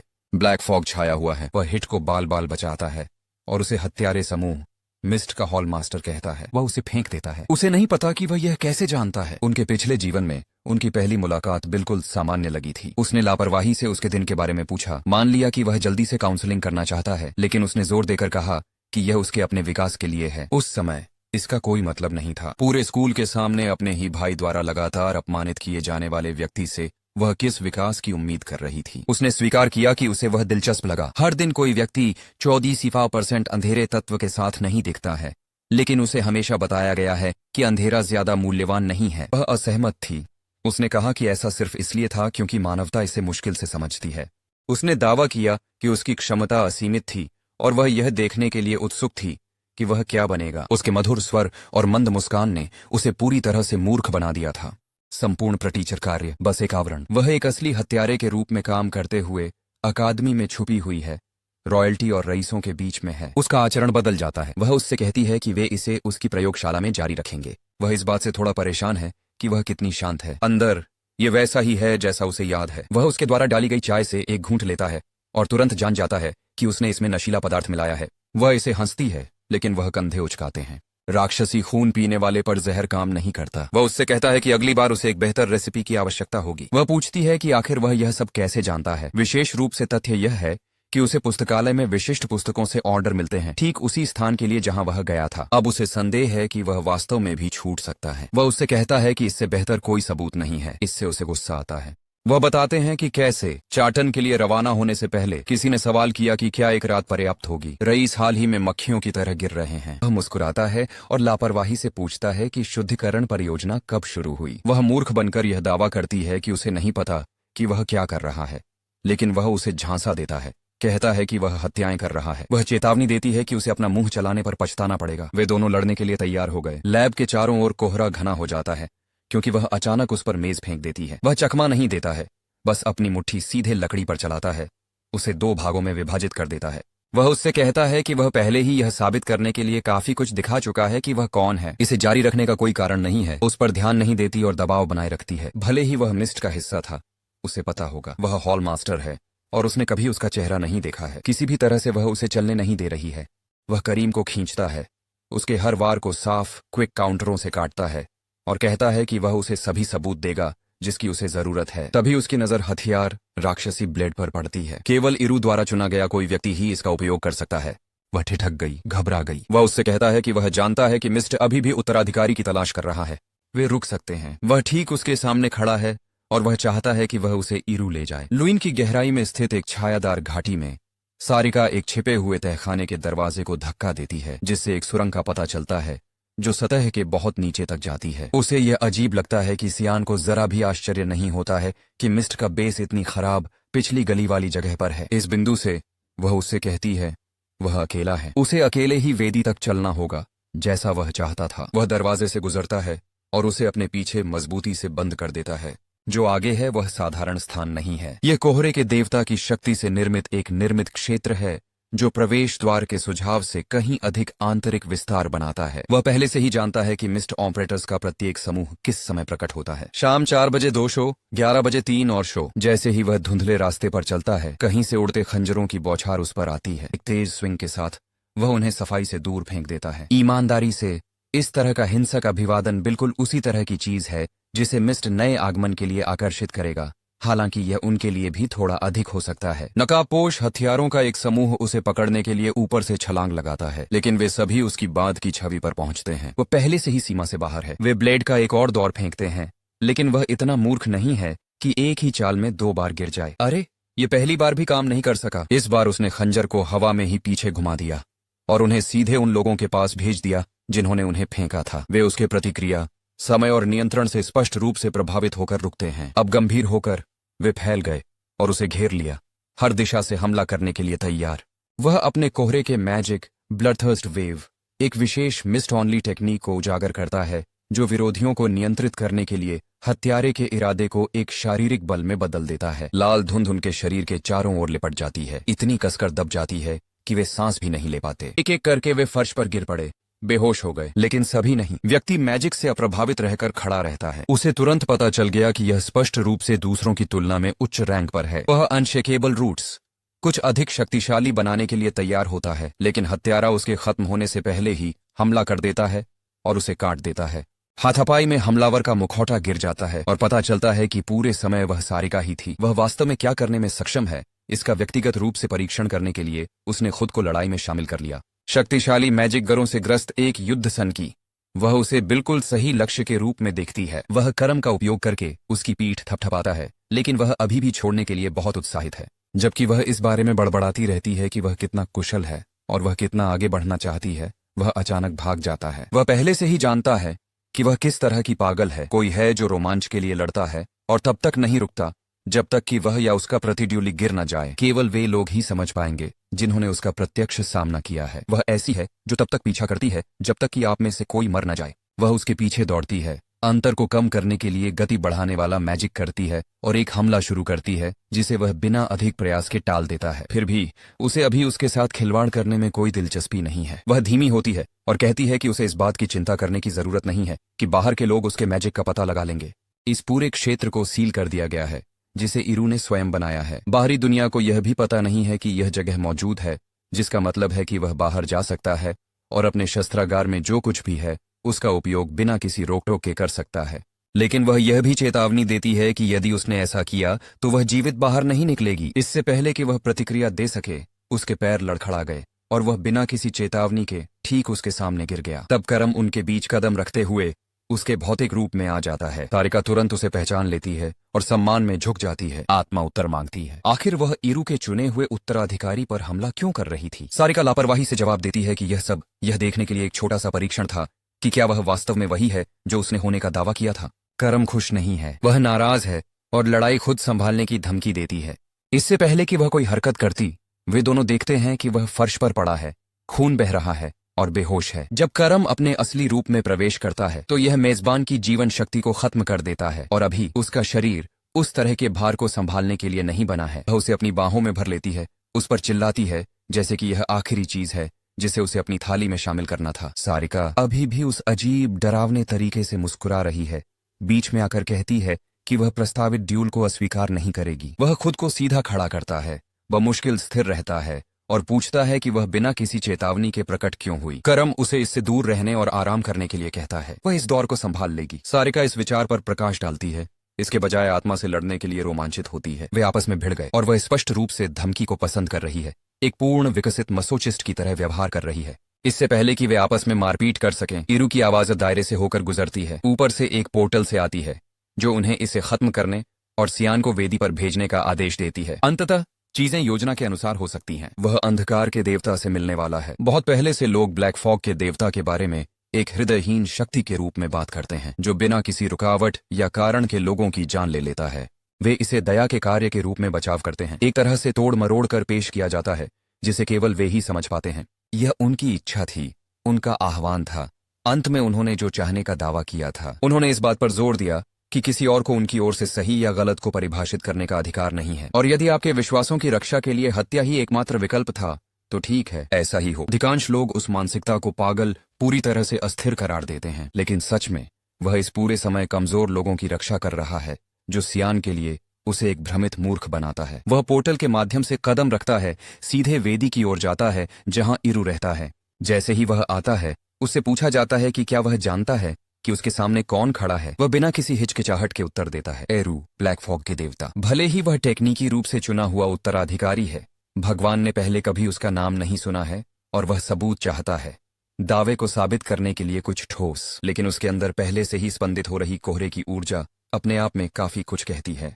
उत्तराधिकारी बनने के केवल दो ही रास्ते हैं, या तो ईरू आपको चुनता है या मिस्टर स्टोन चुनता है। चूंकि भगवान उसे नहीं पहचानते हैं, इसका मतलब केवल यह हो सकता है कि पत्थर ने खुद ही चुना है, विशेष रूप से यह देखते हुए कि यह पिछले साल पूरी तरह से गायब हो गया था, जो अगली पंक्ति में उसकी पहचान के साथ और भी अधिक मेल खाता है। ईरू सचमुच इस बात से प्रभावित है कि वह करीम को जगाने में कामयाब रहा। उसे इतनी आसानी से नियंत्रित करना तो दूर की बात है, और वे आंखें तेज, केंद्रित, किसी बच्चे की तरह नहीं। उसे तुरंत बताएं कि यह लड़का अपने समय और स्थान से बहुत दूर है। सियान को एक बार संदेह हुआ कि भगवान ने समय के माध्यम से उसकी यात्रा में हस्तक्षेप किया है, लेकिन ईरू अब वह सर्वशक्तिमान प्राणी नहीं है जो वह हुआ करता था। उसकी दिव्य शक्ति बहुत पहले ही समाप्त हो चुकी है और सियान पहले से ही यह जानता है। फिर भी वह बेहतर उत्तर की उम्मीद में यहाँ आया था। ईरू ने इसे यह कहते हुए टाल दिया कि यह वास्तव में अच्छी तरह से काम कर चुका है, अब उसके लिए कम प्रयास, क्योंकि उत्तराधिकारी ने यहाँ अपना रास्ता ढूंढ लिया है। हमेशा की तरह आलसी, जैसा कि सियान को याद है। लेकिन मजाक को छोड़ दें तो भगवान को कुछ अजीब लगता है। उनका मेहमान खाली हाथ नहीं आया, वह इसे महसूस कर सकता है, एक वस्तु जो गंदी आभा दे रही हो। यह पवित्र तलवार की मूठ है। वह उससे सवाल करता है, क्या राक्षसी तलवार की शक्ति पर्याप्त नहीं थी? अब वह दोनों चाहता है, लेकिन सियान का फिलहाल इसके साथ कुछ भी करने का कोई इरादा नहीं है। वह नहीं चाहता कि दुनिया यह याद रखे कि ब्लेड अस्तित्व में है, इसे अप्रासंगिक बना दिया जाए। जिस तरह से वह सोचता है वह ईरू को आश्चर्यचकित कर देता है, लेकिन वह आगे नहीं बढ़ता। यह उसका काम नहीं है। फिर भी परंपरा तो परंपरा है। उसे उत्तराधिकारी से पूछना होगा कि वह जो शक्ति प्राप्त करने वाला है उसके साथ वह क्या करना चाहता है। यह पहली बार नहीं है जब सियान को उस प्रश्न का सामना करना पड़ा है। पिछली बार उनका उत्तर मूर्खतापूर्ण था, अपने भाई के लिए जियो। उस उत्तर ने उसे धोखा दे दिया, उसे मरवा दिया। अजीब बात यह है कि तब कोई भी इससे परेशान नहीं दिखता था। एरू ने उसे दूसरों पर अंधविश्वास न करने की चेतावनी भी दी, लगभग जैसे वह पहले से ही जानता था कि अंत कितना दयनीय होगा। लेकिन इस बार चीजें पहले जैसी नहीं होंगी। सियान किसी भव्य मिशन या महान सपने का पीछा नहीं कर रहा है, वह उस शक्ति का उपयोग एक कारण से करेगा, स्वयं। एरू उसे कहता है कि क्या सही है या क्या गलत, ये पता लगाना उस पर है, लेकिन बेहतर होगा कि वह ध्यान से सोचे। उसके उत्तर के आधार पर हो सकता है कि वह इस स्थान को जीवित न छोड़े। सियान हिलता नहीं है, कोई डर नहीं, कोई दूसरा विचार नहीं। उसने शुरू से ही तय कर लिया था कि वह आदेशों का पालन करेगा, किसी और के नियमों के अनुसार जीना। अब उत्सुक होकर इरू पूछता है कि वह उस तरह की स्वतंत्रता के साथ क्या करने की योजना बना रहा है, लेकिन उसने उत्तर देने से इनकार कर दिया। इससे कोई फर्क नहीं पड़ता, जब तक वह उत्तराधिकारी के रूप में अपना कर्तव्य पूरा करता है तब तक भगवान उसकी जासूसी नहीं करेगा। उसे संदेश मिल जाता है और वह कुछ और पूछने की जहमत नहीं उठाता। वह करीम की ओर मुड़ता है, उसे उससे कुछ कहना है। आखिरकार वह उनकी बेटी है। डरावनी भगवान की दिनचर्या तुरंत समाप्त हो जाती है जब वह उसके चेहरे को पकड़ता है और धीरे से पूछता है कि वह अपने नए मालिक के अधीन कैसे रह रही है, तो उसकी पूरी भावना नरम हो जाती है। अपनी ओर से वह थोड़ा भी नहीं बदली है, हमेशा की तरह अब भी तीखी जुबान वाला और ठंडा। वह झुकता है और उसके माथे पर एक चुंबन देता है। यह सिर्फ एक चुंबन नहीं है, वह स्पर्श उसे उसके असली रूप में ले आता है। और इस बार सियान के मन का कोई हिस्सा नहीं बहता है, क्योंकि इरू उसे अपनी जीवन शक्ति का एक हिस्सा देता है, जिससे वह उसे थकाए बिना उस शरीर को बनाए रखने की अनुमति देता है। फिर वह मजाक में कहता है कि अगर वह अपने मालिक के साथ अजीब व्यवहार करना चाहती है तो उसे एक शरीर की आवश्यकता होगी। इतनी घृणित बात कहने के लिए वह पूरी तरह से इसे खो देती है, चिल्लाती है और उस पर गुस्सा निकालती है। ईमानदारी से कहें तो वे एक दूसरे के लिए बिल्कुल उपयुक्त हैं। वही अराजक ऊर्जा। अगले दिन शाही हॉल के अंदर ब्रायन पूछता है कि आखिर क्या हो रहा है, लेकिन सियान बिल्कुल खोया हुआ है, यह सब होते देख रहा है। कमरे के केंद्र में सारिका और करीम आमने सामने खड़े हैं। हर चकाचौंध के साथ तनाव बढ़ रहा है। तलवार की आत्मा उसे भड़काने की कोशिश करती है, कहती है कि यह संदेहास्पद है कि अगर वह सुबह सुबह उसके कमरे में घुस रही है तो कंस्ट्रक्टर और सियान कितने करीब होंगे। सारिका कोई प्रतिक्रिया नहीं देती, वह बस एक शांत मुस्कान देती है और उसे फिसलने देती है। फिर भी हवा इतनी घनी हो जाती है जैसे दो जंगली जानवर झगड़ने से पहले एक दूसरे का आकार माप रहे हों। अजीब गतिरोध के बीच में वह यह कहते हुए डुबकी लगाता है कि वह टहलने जा रहा है और ब्रायन को उनके बीच फंसा हुआ छोड़ देता है, इससे ठीक पहले की चीजें आखिरकार खत्म हो जाएं। बाहर, हालांकि अभी भी अकादमी के मैदान के भीतर, सियान एक छत पर ऊंचे स्थान पर बैठा है, चुपचाप नीचे छात्रों को देख रहा है। उसे कोई नहीं देख सकता, यह उसका भागने का स्थान है। उसकी शांति नहीं टिकती। खून का धात्विक स्पर्श उसकी नाक से टकराता है। नीचे बड़े छात्रों का एक समूह एक छोटे बच्चे के साथ मिलकर उसकी पिटाई कर रहा है। उनमें से एक छोटा सा प्रयोग करता है और बाकी बिना किसी सवाल के आगे बढ़ते हैं। गोरा मन का एक चमकता हुआ गोला बनाता है और बच्चे का मुंह खुला कर देता है। वे इसे उसे जबरदस्ती खिलाने वाले हैं। इससे पहले कि वह इसे अंदर धकेल सके, एक आवाज हवा में तेजी से और स्पष्ट रूप से गुजरती है और उन्हें पीछे हटने के लिए कहती है। राजकुमारी आर्यन आगे बढ़ती है, आभा चमकती हुई उन्हें बुलाती है। रईस इतने नीचे कैसे गिर सकते हैं और असहायों पर हमला कर सकते हैं। सरगना सीधा हो जाता है और अपना परिचय गरम साम्राज्य के एक ड्यूक के सबसे बड़े बेटे बैरेट लुइस मिल के रूप में देता है।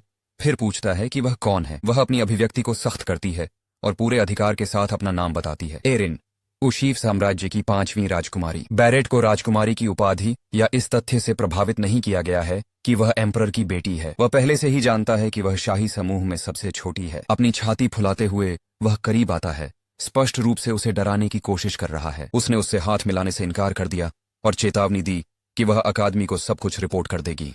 चीजों को शांत करने के एक गंदे प्रयास में वह चारों ओर घूमता है और उस बच्चे की ओर इशारा करता है जिसे वे पीट रहे थे।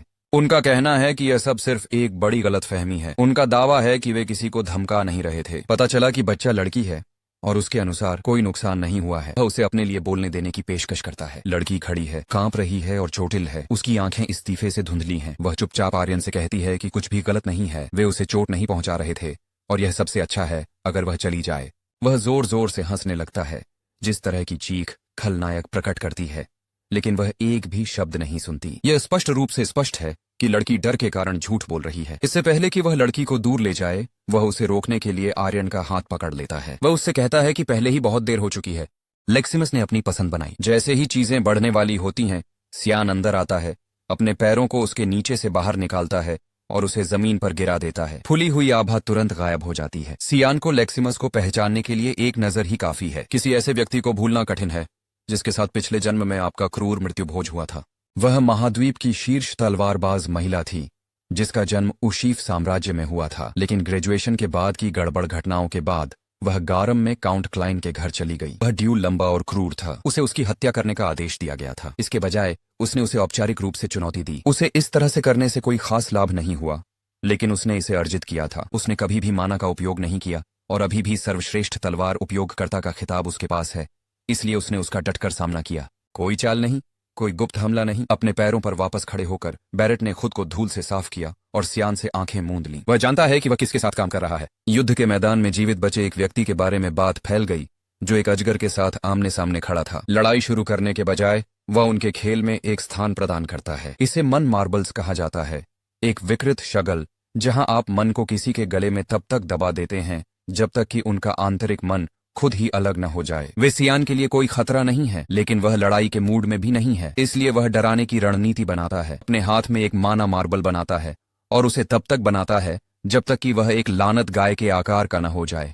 फिर शांति से उसे जबरदस्ती खिलाने की धमकी देता है। वे लेक्सिमस को जांच के लिए छात्रावास में ले जाते हैं। ऊपरी तौर पर वह ठीक दिखती है, लेकिन अपनी आंतरिक चोटों को ठीक करने के लिए उसे कुछ दिनों के आराम की आवश्यकता होगी। ओनरोन बिस्तर के पास खड़ा है। गर्व और अडिग उसे आराम से रहने के लिए कह रहा है। वह उसे आश्वस्त करती है कि यह कुछ ऐसा था जो उन्हें करना था और उसे उन पर कुछ भी बकाया नहीं है। फिर चिढ़ाती है कि कैसे उन कायरों ने दूसरे सियान के आने पर बोल्ट लगा दिया। कमरे के दूर के छोर पर वह चुप रहता है, यह याद करते हुए कि वह वास्तव में कितनी सख्त थी। फटी हुई पसलियां, एक चोट, फिर भी आगे बढ़ना, बिल्कुल वही जो आप महाद्वीप की सर्वश्रेष्ठ तलवारबाज से उम्मीद करेंगे। उसे घूरते हुए देखती है और पूछती है कि क्या वे पहले कभी मिले हैं। वह माफी मांगते हुए कहता है कि नहीं, लेकिन यह झूठ है। ओनरोन पूछता है कि उसका कमरा कहाँ है। वह वापस चलना चाहती है ताकि वे लोग उसके साथ दोबारा खिलवाड़ न करें। लेक्सिमस का उल्लेख है कि वह कॉमनर हॉल में रहती है। वह ओनरोन को गिरा देता है, उसे इसकी उम्मीद नहीं थी। वह चिल्लाकर कहती है, रुको, तुम किसान हो। लेक्सिमस सिर हिलाता है। वह प्रटीचर वेल्टन की बदौलत अकादमी में आई, जिसने उसकी फीस का भुगतान करने का वादा किया था, लेकिन बिना किसी स्पष्टीकरण के बर्खास्त किए जाने के बाद वह बिना सहारे के रह गई है। सियान का सुझाव है कि वह अकादमी से पूरी तरह हट जाए, यहाँ हालात बेहतर नहीं होने वाले हैं। ओनरोन स्पष्ट रूप से परेशान अपना चेहरा देखता है। उसने स्वर बदलते हुए उससे कहा कि वह लेक्सिमस को एक नौकर के रूप में ले जाए, उसके अधीन प्रशिक्षण ले, रास्ते में तलवारबाजी सीखे। लेक्सिमस झपकाता है, भ्रमित होता है। रुको, वह उसे लड़की क्यों कह रहा है? उसने सोचा कि वह नहीं जानता। पता चला कि किसी ने उसे कभी नहीं बताया। वह गलतफहमी के लिए माफी मांगती है। वह लड़कों जैसे कपड़े पहनती है, अपने बाल छोटे रखती है। यह देखना आसान है कि लोगों ने गलत क्यों मान लिया। ओनरोन शर्मिंदा है, लेकिन उसे झटक देता है। उसे वास्तव में यह विचार पसंद आया। लेक्सिमस को अपने अधीन रखने का मतलब है कि कोई भी दोबारा उसके साथ खिलवाड़ करने की हिम्मत नहीं करेगा। वह स्कूल में रह सकती है, पढ़ सकती है, आराम से रह सकती है और शांति से प्रशिक्षण ले सकती है। लेक्सिमस ने उसे धन्यवाद दिया और उस सुरक्षा के योग्य व्यक्ति बनने की शपथ ली। वह सियान को भी धन्यवाद देने के लिए मुड़ती है, लेकिन वह पहले ही जा चुका है। बिना कुछ कहे बाहर निकल गया। उसने बहुत कुछ किया है। एरन आगे जो आएगा उसे संभाल सकता है। और अब वह अंततः समझ गया है कि लेक्सिमस ने साम्राज्य क्यों छोड़ दिया और अपने दुश्मन के पास चला गया। बैरेट के कारण था। यही कारण था कि उसने अपना मन खो दिया, लेकिन अब उसने इसे नहीं खोया है। तो सवाल यह है कि वह तलवार कौशल और मन दोनों से कितनी शक्तिशाली बन सकती है। शायद इतना मजबूत कि उसे भी मुश्किल में डाल सके। फिर भी यह एक और दिन के लिए चिंता का विषय है। उसे मिस्ट के सदस्य के रूप में अपना पहला मिशन दिया गया है। इससे पहले सुबह हॉलमास्टर सारिका ने उन्हें लक्ष्य दिया। एक नई हत्या का इंतजार है। वह पहले ही उसे शुरू करने के लिए पहला मिशन दे चुकी थी। वह पहले से ही तनावग्रस्त है, सोच रहा है कि यहाँ से स्थिति कितनी खराब होगी। जैसे ही वह गलियारे से आगे बढ़ता है, अचानक एक दुर्घटना सन्नाटे को चीर देती है और दीवार का एक हिस्सा बाहर की ओर फट जाता है। मलबे से एक विशाल आकृति बाहर निकलती है, ऊंची और चौड़े कंधे वाली। उनका पहला विचार यह है कि अकादमी में किसी प्रकार का राक्षसी प्राणी घुस आया है। लड़का चिल्लाकर पूछता है कि क्या वह सियान वर्ट है, जो एस रैंक बॉडी टाइप वाला प्रसिद्ध व्यक्ति है और वर्ट वंश में सबसे छोटा भी है। पता चला कि वह बिल्कुल भी जानवर नहीं है, बस एक और 11 वर्षीय सेठ चाहरकेन है। जाहिरा तौर पर उसने कहानियां सुनी हैं। वह बच्चा जो एक अजगर से लड़ने के बाद युद्ध के मैदान से चला गया और इसे बताने के लिए जीवित रहा। लेकिन वह चीज जिसने वास्तव में उसका ध्यान खींचा, एस रैंक काया, एक ऐसा स्तर जिस तक वह भी नहीं पहुंच सका। तो अब वह सिर्फ हाथ फेंकने और यह देखने के लिए आया है कि वह कैसे मापता है। सियान को आखिरकार अपनी वर्दी और घड़ियों पर लगा प्रतीक दिख गया, जहां से वह है। स्पार्निया साम्राज्य महाद्वीप के पूर्वी किनारे पर बसा एक रेगिस्तानी राष्ट्र। उनके पिछले जीवन में उस स्थान ने अपनी क्रूर सेना के कारण उशीफ सेना को भी परेशानी दी थी, जिसका नेतृत्व कोई और नहीं बल्कि स्वयं सेठ कर रहा था। लेकिन अपनी सारी ताकत के बावजूद राजकुमार के अचानक बीमारी से मर जाने के बाद भी यह ढह गया। ड्यूड ने खुद को एक चलता फिरता टैंक बना लिया था, लेकिन मरना नहीं जैसी बुनियादी बातों का ध्यान रखना भूल गया। और अब यहाँ वही आदमी है जो उम्मीद से कहीं पहले उसके सामने खड़ा है। समय रेखा मेल नहीं खाती। उनकी इतनी जल्दी मुलाकात नहीं होनी थी। बेतरतीब बच्चों से लड़ना आज सियान की कार्य सूची में नहीं है, इसलिए उसने इसे बंद कर दिया। उनका कहना है कि अकादमी सड़क पर लड़ाई की अनुमति नहीं देती है। यदि आप ड्यूल चाहते हैं तो इसे मुख्य कार्यालय में उचित रूप से दाखिल करें। मांसपेशियों का द्रव्यमान स्पष्ट रूप से मस्तिष्क की शक्ति के बराबर नहीं है, क्योंकि सेठ पूरी तरह से गलत दिशा में आगे बढ़ता है। सियान बस उसे गायब होते हुए देखता है और एक सांस छोड़ता है। खुशी है कि उसे थोड़ी देर के लिए उस चलने वाले डंबल से नहीं जूझना पड़ेगा। उसके पास वैसे भी ध्यान केंद्रित करने के लिए एक मिशन है। अकादमी के पीछे एक छायादार कोने में दो आदमी बात कर रहे हैं। एक शूरवीर है जो पुष्टि करता है कि सब कुछ जाने के लिए तैयार है, दूसरा उसे चलने का आदेश देता है। इसे खरीदार को तुरंत वितरित करें। यह आदमी जिक्रमैन एल्बस है, जो महाद्वीप के 3 सबसे अमीर लोगों में से एक है। सतह पर वह एक संत की तरह दिखता है, दान देता है और एक नायक की तरह नकदी बांटता है, लेकिन वास्तव में वह आदमी एक राक्षस है। दास व्यापार के पीछे का सरगना है। वह इसे चलाता है, इसका प्रबंधन करता है और यहां तक कि जीवों को विशेष रूप से बेचने के लिए उनका प्रजनन भी करता है। आज वह अपने ट्विस्टेड संग्रह के आभूषण का अनावरण करने वाले हैं। वह इसे सावधानी से संभालने के लिए कर्मचारियों पर चिल्लाता है। यह उनकी उत्कृष्ट कृति है। गार्डों की कमी के कारण सियान को लगता है कि क्लीन हिट के लिए यह संभवतः सबसे अच्छा मौका है, लेकिन जैसे ही वह आगे बढ़ने वाला होता है, करीम को कुछ अजीब महसूस होता है। एक ऐसी ऊर्जा जिसे वह पहचान नहीं पाती है। यहाँ कुछ असामान्य है, कुछ ऐसा जो मानवीय नहीं है। एल्बस इस बीच अपने बंदियों की प्रशंसा करते हुए इतना विचलित हो गया है कि उसे कुछ भी गलत नजर नहीं आ रहा है। फिर यह हिट होता है। हवा में एक दबाव और अंतरिक्ष में गहरी धुंध छाने लगती है। उसका एक परिचारक अचानक गिर जाता है। उसका सिर एक झटके में उड़ जाता है। इससे पहले कि कोई प्रतिक्रिया देने के बारे में सोचे, सियान पहले ही बाकी चीजों को चुपचाप और सटीक रूप से काट चुका है। कुछ ही क्षणों में अंदर और बाहर के हर अंतिम अंगरक्षक से निपटा जा चुका है। एल्बस अब पीला पड़ गया है और कांप रहा है, अपनी जान की भीख मांग रहा है। वह पैसे को ऐसे खींचता है जैसे यह एक ढाल हो, उसे बेताबी से पेश करता है। सियान प्रभावित नहीं है। वह उस आदमी का हाथ काटकर जवाब देता है। किसी ऐसे व्यक्ति के लिए जिसने अत्याचार और तस्करी का जीवन जिया है, प्रजनन करके और दूसरों को तोड़कर अपना व्यवसाय बनाया है, मृत्यु ही एकमात्र वाक्य है जो उपयुक्त बैठता है। फिर भी वह उसे कबूल करने, अपनी बात कहने और बिना चिल्लाए बाहर जाने के लिए 60 सेकंड देता है। आदमी बड़बड़ाता हुआ लड़खड़ाता है। वह जानता है कि इसका अंत कैसे होगा। वह यह कहते हुए बड़बड़ाना शुरू कर देता है कि वह सिर्फ एक जरूरत पूरी कर रहा था। वहां की मांगें कहती हैं कि खरीदार ही असली खलनायक हैं और वह सिर्फ आपूर्ति करने वाला व्यक्ति है। सियान स्थानांतरित नहीं हुआ है। वह दयनीय बहाना प्रतिक्रिया के लायक भी नहीं है। उसके पास छुटकारे का मौका था, अब वह इसके लिए खून बहाएगा। सियान ने उसे धड़ से नीचे खोला, जिससे वह छटपटाया और धीरे धीरे मौत की ओर खिसक गया। फिर वह कमरे को स्कैन करता है। जो कुछ भी करीम ने पहले महसूस किया था उसकी तलाश करता है। वह उसे एक पिंजरे की ओर ले जाती है जहां ऊर्जा अलग बंद महसूस होती है। वह स्टील की सलाखों को फाड़ देता है। अंदर एक महिला निढाल पड़ी है। पहली नजर में मृत लग रही है, लेकिन उसने किसी चीज को कसकर पकड़ रखा है। पता चला कि वह एक ड्रैगन अंडे को पकड़ रही थी। वह इसे अपने साथ ले जाता है।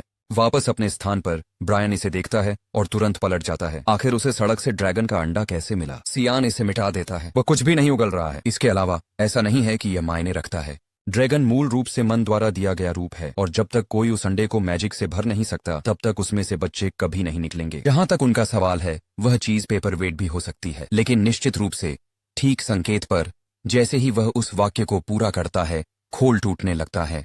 चीजों को और भी अजीब बनाने के लिए अंडे से जो निकलता है वह अजगर नहीं है, बल्कि अजगर और इंसान के बीच का कुछ है। यह पहले से ही उसकी अपेक्षा से कहीं अधिक उलझी हुई चीज में उलझता जा रहा है। छोटा प्राणी उससे आंखें मिलाता है और चिल्लाता है, पापा। बिना किसी हिचकिचाहट के वह उस पर झपटती है, उसके धड़ से चिपक जाती है, जैसे उसे उसका लंबे समय से खोया हुआ पिता मिल गया हो। वह तुरंत कर्म की ओर मुड़ता है और चीजों को इस तरह खत्म होने देने के लिए उस पर दोष मढ़ता है, जबकि वह हंसते हंसते दोहरी हो जाती है। जब मिशन समाप्त हो गया था तो वह वही थी जिसने उससे अंडे को अपने पास रखने का आग्रह किया था, ताकि इसे गलत हाथों में पड़ने और इस्तेमाल होने से बचाया जा सके। उन्होंने तर्क दिया कि यह वैसे भी कभी नहीं निकलेगा, अपनी मां के बिना नहीं, और इस बिंदु पर यह एक अस्थिर चट्टान से अधिक कुछ नहीं था। पता चला कि वह पूरी तरह से गलत था और अब वे एक आधे ड्रैगन बच्चे और उसके द्वारा लाई गई सारी अराजकता में फंस गए हैं। मामला सिर्फ अजीब नहीं है, बहुत बड़ा है। उसका अस्तित्व ही खतरनाक है। ड्रैगन और मानव का मिश्रण होने के कारण वह किसी भी दुनिया से संबंधित नहीं है। अकादमी किसी भी संभावित आपदा से बचने के लिए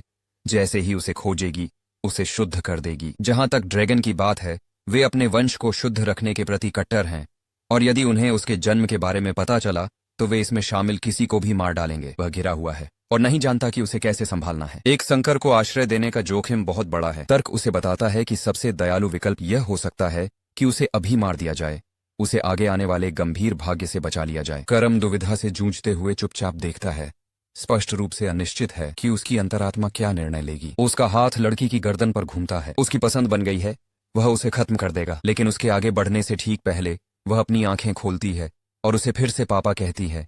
उसकी बाहें उसके चारों ओर कसकर लपेटी हुई हैं।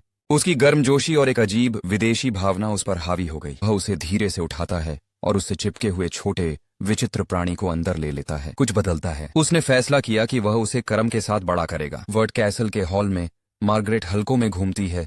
उसके बारे में क्या करना है इस पर विचार करती है। यदि वह उसे आजाद भागने देती है तो यह नहीं कहा जा सकता कि वह उसके अनमोल बिगड़ैल बच्चे क्रांच के साथ क्या कर सकता है। उसकी चिंता का तूफान तब टूटता है जब ऐशेल बीच में आती है और पेशकश करती है कि अगर उसे बात करने के लिए किसी की जरूरत है तो वह उसकी बात सुनेगी। वह तुरंत उसे खारिज कर देती है, कोई बहाना बनाकर बात को टाल देती है और तेजी से बाहर निकल जाती है। एक बार जब वह चली जाती है तो वह कैलन को बुलाता है और नवीनतम जानकारी मांगता है। रिपोर्ट में कहा गया है कि उनके 6 शूरवीर वेलियस वन में मृत पाए गए हैं। एकमात्र जीवित व्यक्ति लुइन में प्रतीत होता है, संभवतः सियान के करीब रह रहा है, वह व्यक्ति जिसने हत्या की साजिश रची, उसकी मां। नवीनतम अपडेट में कहा गया है कि उन्हें शाही हॉल में ले जाया गया है, लेकिन उसके बाद सभी संचार काट दिया गया। इनमें से किसी ने भी ऐशेल को आश्चर्यचकित नहीं किया और उसने स्पष्ट रूप से निराश किया कि इतने समय के बाद भी उन्होंने अभी भी कुछ भी नया उजागर नहीं किया है। कैलन ने व्यक्तिगत रूप से अकादमी में जाने की अनुमति मांगी। वह कुछ ठोस खोदने का वादा करता है। ऐशेल आगे बढ़ता है, पता लगाएं कि सियान क्या छुपा रहा है। अपने शाही क्वार्टर के अंदर वह ड्रैगन के बच्चे को खाना खिला रहा होता है। तभी सारिका अंदर आती है। वह बच्चे को देखती है और उससे पूछताछ करना शुरू कर देती है, लेकिन वह उसकी बात काट देता है और पूछता है कि वह इस समय भी यहाँ क्यों है। कारण अत्यावश्यक है। परेशान करने वाली बात है, सेठ ने आधिकारिक ड्यूल के लिए आवेदन किया है। वह इस बात से नाराज है कि मामला यहाँ तक बढ़ गया है। उनकी हरकतें अब बहुत अधिक ध्यान आकर्षित कर रही हैं। उसने वास्तव में नहीं सोचा था कि सेठ इसे हटा देगा, लेकिन अनुरोध पूरा हो गया। और भी बुरा, ड्यूल केवल 2 घंटों में होने वाला है। 2 घंटे बाद वे दोनों मैदान में हैं। सेठ लड़ाई के लिए उत्साहित दिख रहा है, हालांकि वह नियमों से थोड़ा नाराज है। वे केवल तलवारबाजी और मैजिक की अनुमति देते हैं, कोई फ्री स्टाइल अराजकता नहीं जैसा वह पसंद करता है। उनका प्रस्ताव है कि वे मैजिक को पूरी तरह छोड़ दें और केवल शुद्ध कौशल के साथ लड़ें। चुनौती स्वीकार है। सेठ ने बिना किसी हिचकिचाहट के पहला हमला किया। उसकी गति कोई मजाक नहीं है और सियान इसे मानसिक रूप से नोट करता है, क्योंकि वह इसके पीछे के बल से प्रभावित हुए बिना आसानी से प्रहार को रोकता है। वह जानता है कि अकेले ताकत से यह नहीं जीता जा सकता। उसे अपनी ओर आने वाली हर चीज से बचने और मुकाबला करने के लिए सटीकता, स्वच्छ गति और गति की आवश्यकता होती है। सेठ ने अपना सब कुछ बैराज में डाल दिया, लेकिन वह एक भी वार नहीं कर सका। भले ही उसका प्रतिड्यूली केवल रेपियर का उपयोग कर रहा है, प्रत्येक हमले को कड़ी नियंत्रित गतिविधियों से रोका जाता है। एक आखिरी हताश चाल में सेठ उसके पीछे तेजी से हमला करने की कोशिश करता है, लेकिन सियान अपनी तलवार भी नहीं उठाता है। उसने तुरंत माचिस पलट दी और सेठ को बिना बताए उसका पैर पकड़ लिया और उसे जमीन पर पटक दिया। जमीन पर गिरने से ठीक पहले वह खुद को सीधा झटका देता है और सियान की पकड़ को तोड़ने के लिए लात मारता है। वह क्विक सुधार अंततः उसका ध्यान खींचने में सफल होता है। दर्शक पूरी तरह से लॉक हो गए हैं और देख रहे हैं कि मौत का ड्यूल कैसा लगता है। सेठ उठता है और स्वीकार करता है कि जब तलवारबाजी की बात आती है तो वह बढ़त खो चुका है। अब वह पूरी तरह अंदर जा रहा है।